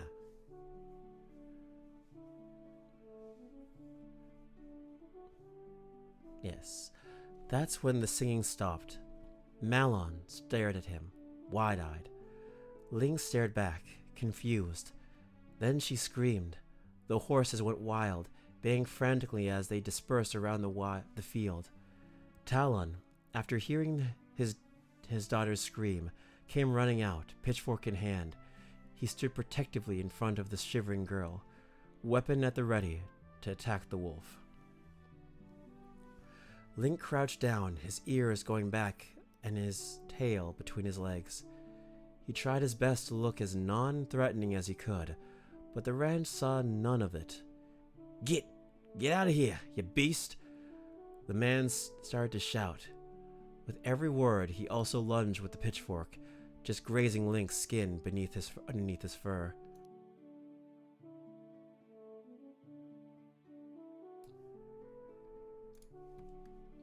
Eventually, blood was drawn. Link let out a loud yelp as the pitchfork caught into his front leg, tearing the skin. He crumpled to the ground, but quickly scrambled back when Talon went for a second strike. The pitchfork was instead stabbing into the dirt, mere inches from his snout. Not wanting to test his luck any longer, the wolf ran west, away from the ranch, and towards his home. He ran for hours, not stopping to catch his breath or for food. His leg was screaming at him, but he ignored it. Despite the flaring pain, it wasn't until he reached the desert that he stopped, tired and hungry. His breath came out in rugged puffs. His blood dripped from his leg, although his stomach would not shut up. He could think of nothing but home. The sun was setting, another day gone. The two he had been away, at least for the time that he knew about. Who knew how long he was actually gone? He'd actually been gone. Link sniffled. He missed them all. He missed his dad, his home. He missed Naburu and all his annoying sisters. He even missed the spicy food, even though it would start a fire in his mouth every time he ate it.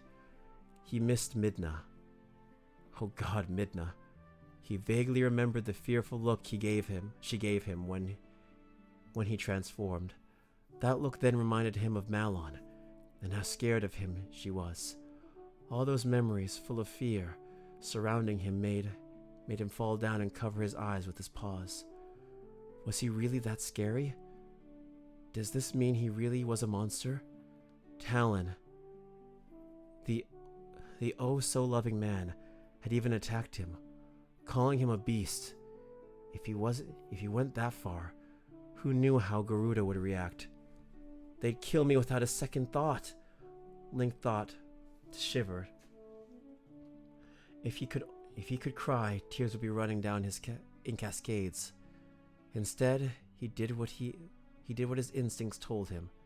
He lifted his head and let out a small, throaty howl, and it was choppy at best, waving between octaves. Though it kind of sounded like music to him, almost like Saria's song. It was then he remembered that It was then that he remembered that she had said before that they had parted ways. Howl if you need me, or if you just want to talk. Link took a deep breath and tossed his head back. The first attempt was a failure, the sound not really stable, so he tried again. It was hard to get the first note out, but he did. He went to the second note. After getting the third one, he stopped and took another breath. I think we need to do something for this. I'm sorry I keep doing this, but I just want to make this more immersive.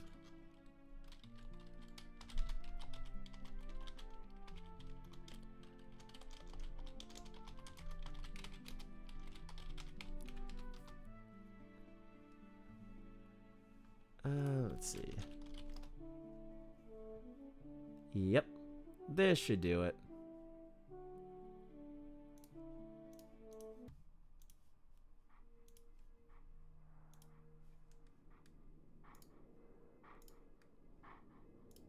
There we go. He took another breath. He went to the second note. After getting the third one, he stopped and looked and took another breath. This time, he was able to get the sixth note, and a bit slower than the original song, but at least it was in tune. Once more, he tried, and he succeeded. The song came out, once again slower than the original, but it worked. The next thing he heard was a voice. She wasn't visible, but he knew who it was. He smiled. Yeah. And that is that chapter. Now, I will ask you guys another question. Should we continue and move on to chapter 4, which would be the last chapter for this stream? Or, since you guys said you liked I believe it was Calm Waters Run Deep, which was from Zelda's point of view, we could continue and read the next chapter of that. I leave this entirely up to you. Do we continue growing up Gerudo? Or do we continue Zelda? I am curious.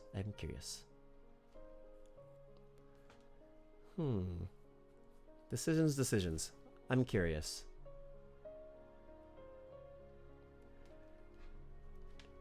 You know what? If I don't get a response, I will just spin the wheel again. That sounds like a good plan. So let's see. This one features Zelda. I vote for more growing up Gerudo. Ah, I see. Well, you know what? Yume, you were the first one to speak up, so let's do more growing up Gerudo. We're a small community, so one vote is all that counts. Okay. To be honest, I wanted to continue growing up Gerudo myself, because we haven't had enough of Ganondorf. Zaddy Daddy. Yeah. Haven't had enough of him. Okay.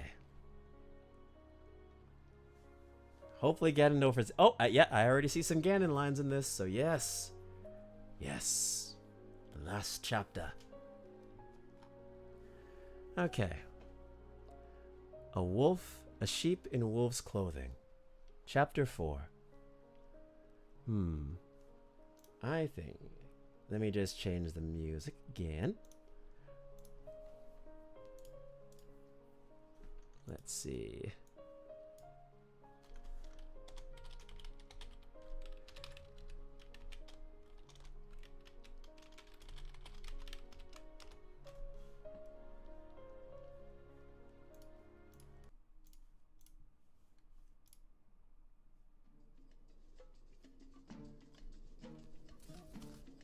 There we are.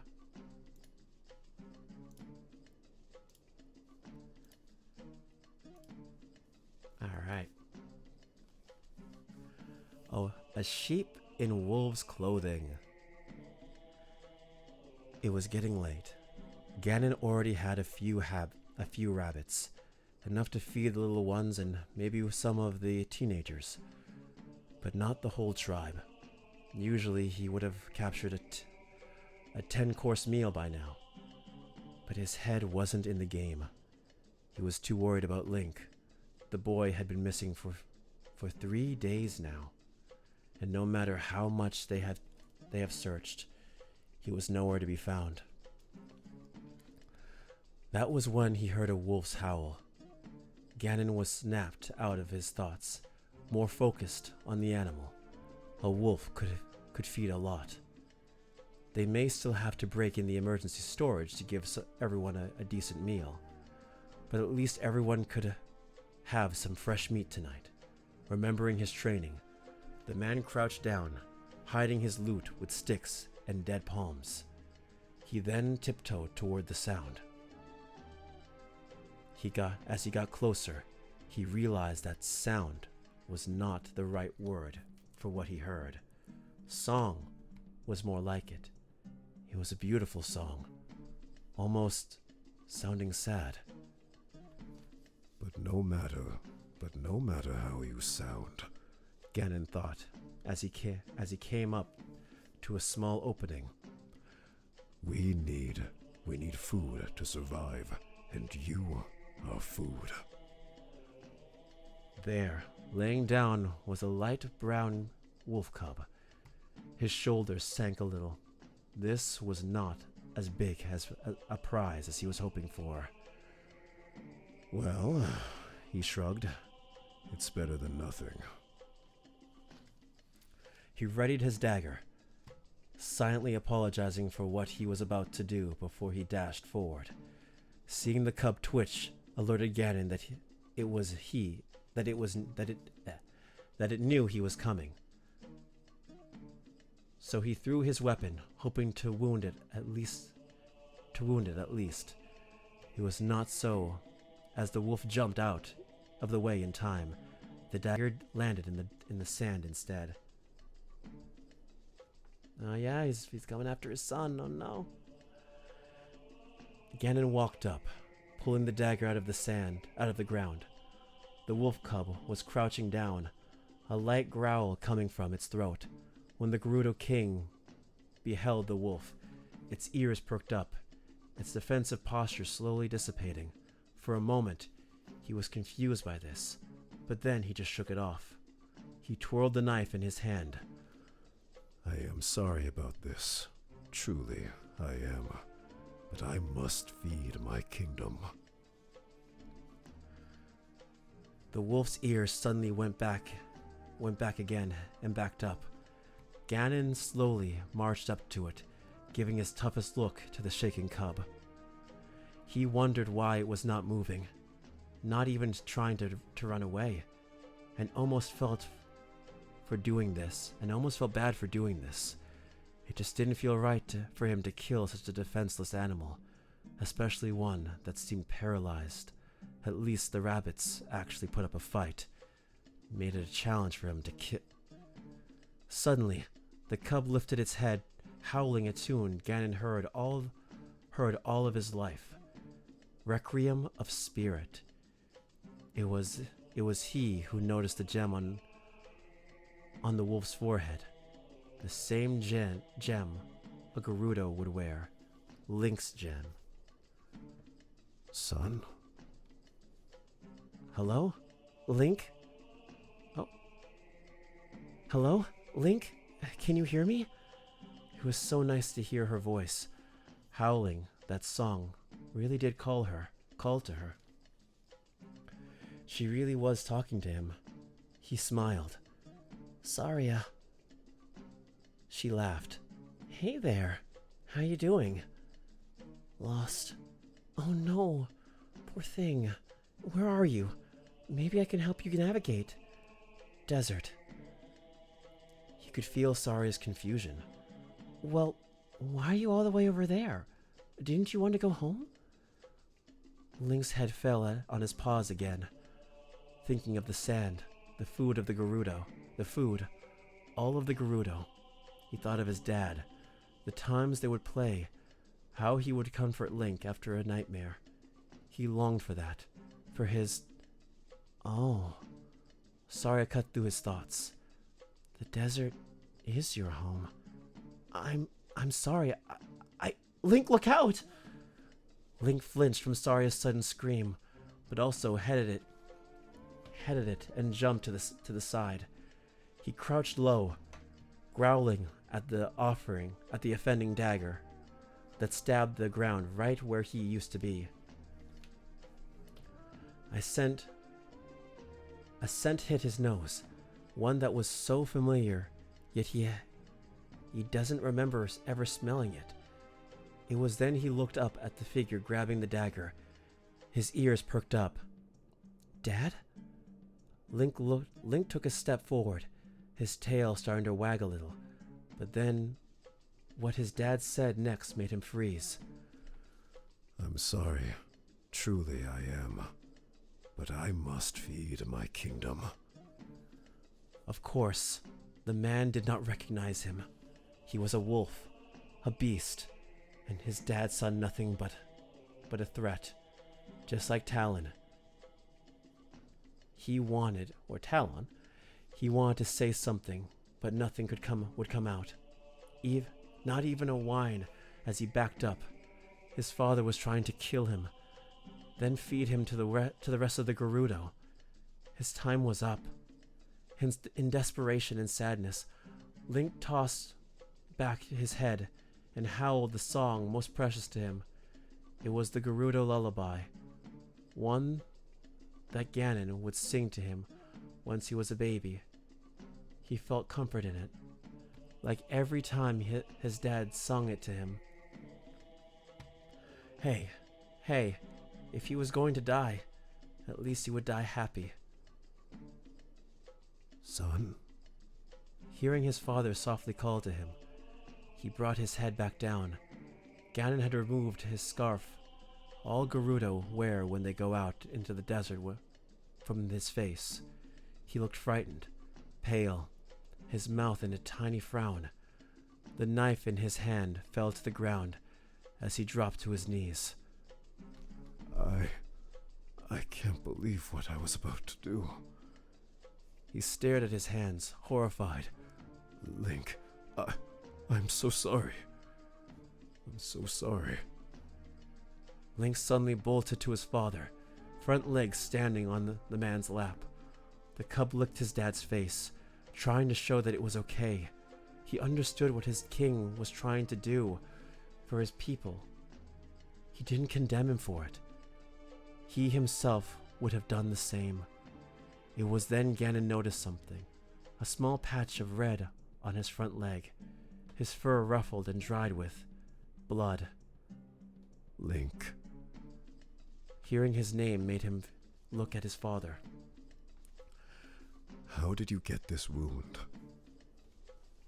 The Gerudo King had the darkest look Link had ever seen him wear. It made the little wolf shrink back, his tail between his legs. No, wait, Link, The man sighed, covering his face with his hand. He then started to laugh, starting to slow and quiet, then got louder, till he was practically barking at the sky. This made Link tilt his head to the side, worried of his dad's sanity.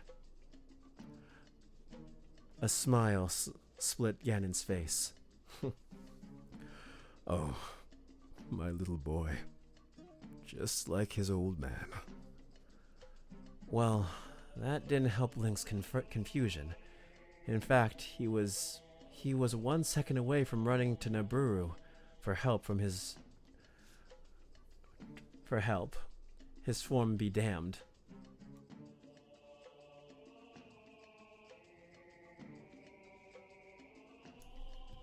Okay. Let me change that. There we go. This should work. Okay. His form be damned.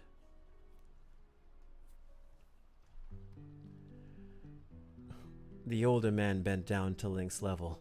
His finger pointed up, a mischievous glint in his eyes. Listen, Link.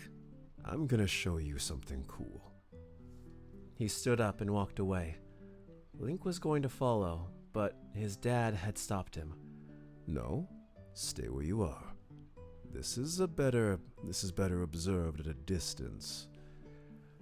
Ganon cracked his knuckles, stretched his neck, and rolled his shoulders. He braced himself for something. Link didn't know what, then smirked. The next thing Link knew, his father grunted and fell on all fours. His form went dark. His braided hair gone free, traveling down his back and around his neck. Tusks grew from his bottom jaw, his nose turning up into a snout. A tail popped out from his hindquarters. A tuft of fur poked out from the tip. Then it was all done. A huge black boar with a bright red mane stood all and proud where Ganon stood previously. Link's eyes went wide. That's so cool. Link barked and growled low, tongue lolling out and tail wagging furiously in the air. Ganon puffed out his chest. I know. Aren't I the best dad? The wolf shook his head in shock. He could hear his dad? No, it wasn't exactly hearing, more like, Dad, did I just read your mind? His dad snouted out a laugh. No, son. All animals can hear each other. It's not really talking, but more like vibes. It's how they communicate with each other. Huh. It was then Link's stomach decided to make itself known, grumbling loudly with hunger. Good thing that he had fur, else his dad would have seen the huge blush spreading across his face. Ganon chuckled. Come on, we should head back. The others are worried sick, and we need to get your food. He turned around and started walking back. But when Link did not make a move, he looked back and saw his son had lowered his head, his tail going stuck still. What's wrong? I can't go back. I don't know how to turn back into a human. He lowered his head even more, his ears going down also. I don't think I even can. He bore gently, bumped Link with his snout, knocked the cub to his side. Come on now. Sure you can. He smiled. Oh, I think so. I don't even know if I can. Sure you can. You just haven't learned to do it. Link smiled up at Ganon, taking in the confidence his dad was giving him. Ganon turned around, flicking his head towards the path in front of him. Let's go. Maybe I can teach you a few things about this form before you change back into a human. As Ganon walked away, Link's stomach made another humbling noise, making him scramble up and keep up with the larger animal. And that is the end of the chapter. And that will be the last story reread for the stream. So yes. Let me just go into this. And I will change the music to the Sonic vibing music. Hold on, if I can find it. Where is it? It's here somewhere. I guarantee I'm a good streamer. I know where it is. It's not here. I have to type it in. Okay. Yeah. There it is. There it is. There it is. Based stream. Ah, I'm so glad you liked it. I'm really glad. Oh, I was able to finish my edits too. Okay. I'm glad I could be background noise. I take pride in that, actually.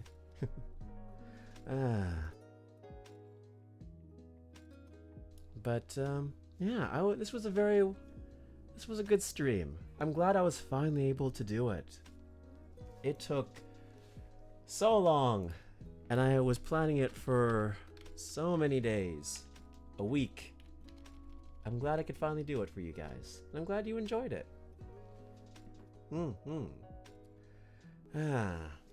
But yeah, if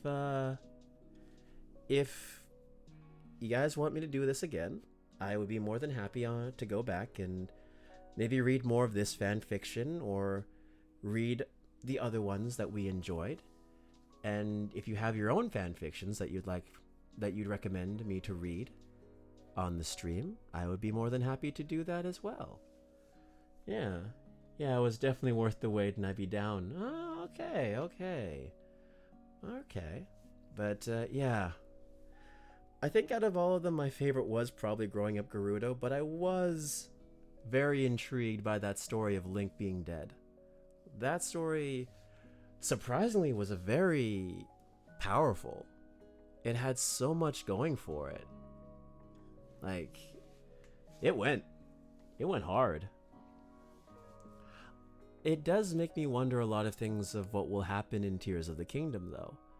We don't know anything about Ganon's story. We don't know, like, what his deal is. There are even some people theorizing that Ganon isn't actually the big bad of the game.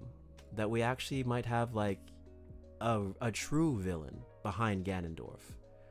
Which might be the case, I'm not too sure. I would love it if Vadi came back from Minish Cap. I would love it if Girahim came back. I mean, especially after that fanfiction we read, where Fi came back. Could you imagine if like Girahim just showed up? Ganon gets his true sword back? I don't know. That'd be very interesting. It also feels like maybe Breath of the Wild might be the end of Ganondorf's story, since this is the unified timeline. So maybe Ganondorf will die and we'll actually get some new villains taking center stage for a while. I don't know. Yes, the Skyward Sword references are very, very nice. They were very nice in that fan fiction. I would love for them to go back and explore more of that in the actual game, but I don't know. The Zonai have been hinted at to be very closely related to the Twilly. So maybe, I don't know.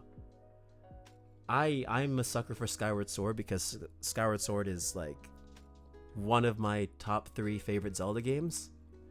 And that's only behind Wind Waker, and I think the last one is... God, what is the last one? Oh boy. Talk about my favorite Zelda, I can't even remember it. But, what is it? Minish Cap. Yeah, Minish Cap. I like Minish Cap a lot. Oh, no, not Minish Cap. Phantom Hourglass. I love Phantom Hourglass. So, yeah. I would definitely love it if they did some more callbacks to Skyward Sword, because, like, it would make sense. If this is the beginning, if, like, Skyward Sword was the beginning of the timeline, maybe Tears of the Kingdom will be the end of the timeline. You know, a fitting, like, everything comes full circle. And it seems like it's, like, gonna be the most story-centered. So I hope so. I hope so. But I just want more returning villains to come back. That's my thing. But, yeah.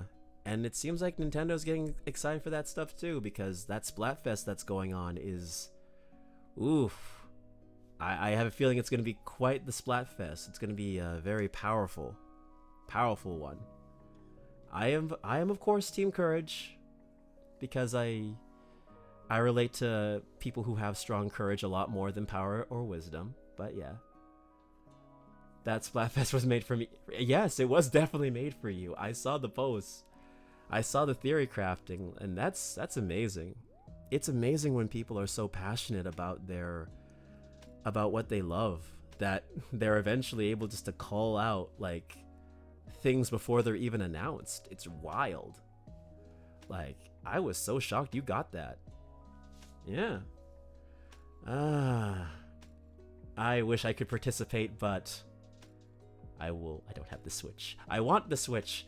I want the Switch so bad. You don't understand. I want it so bad. I will get it. I want it, but I can't get it. Things are expensive in Canada, and it's a lot of money. I want to get the bundle, but that's like $600 plus Canadian taxes. I've been paying.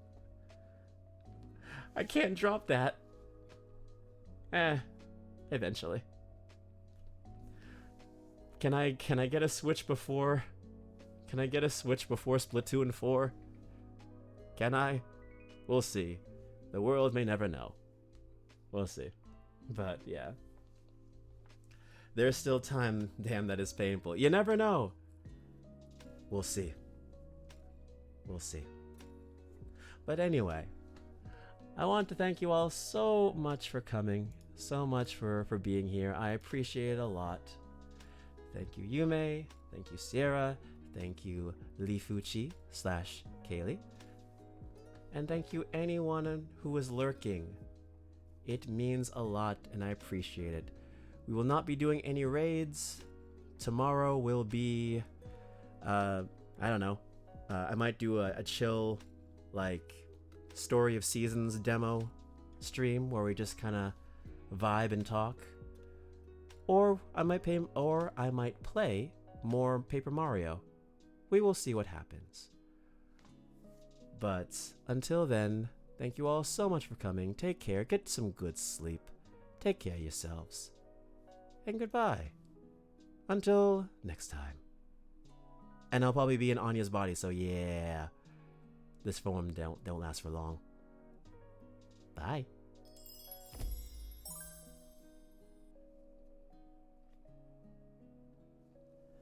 Thank you for streaming. Thank you for watching.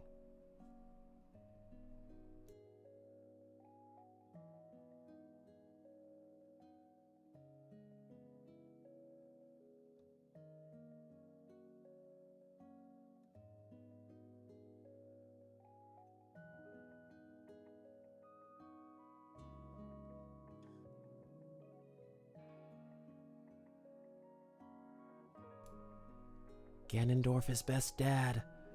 My final message. Goodbye.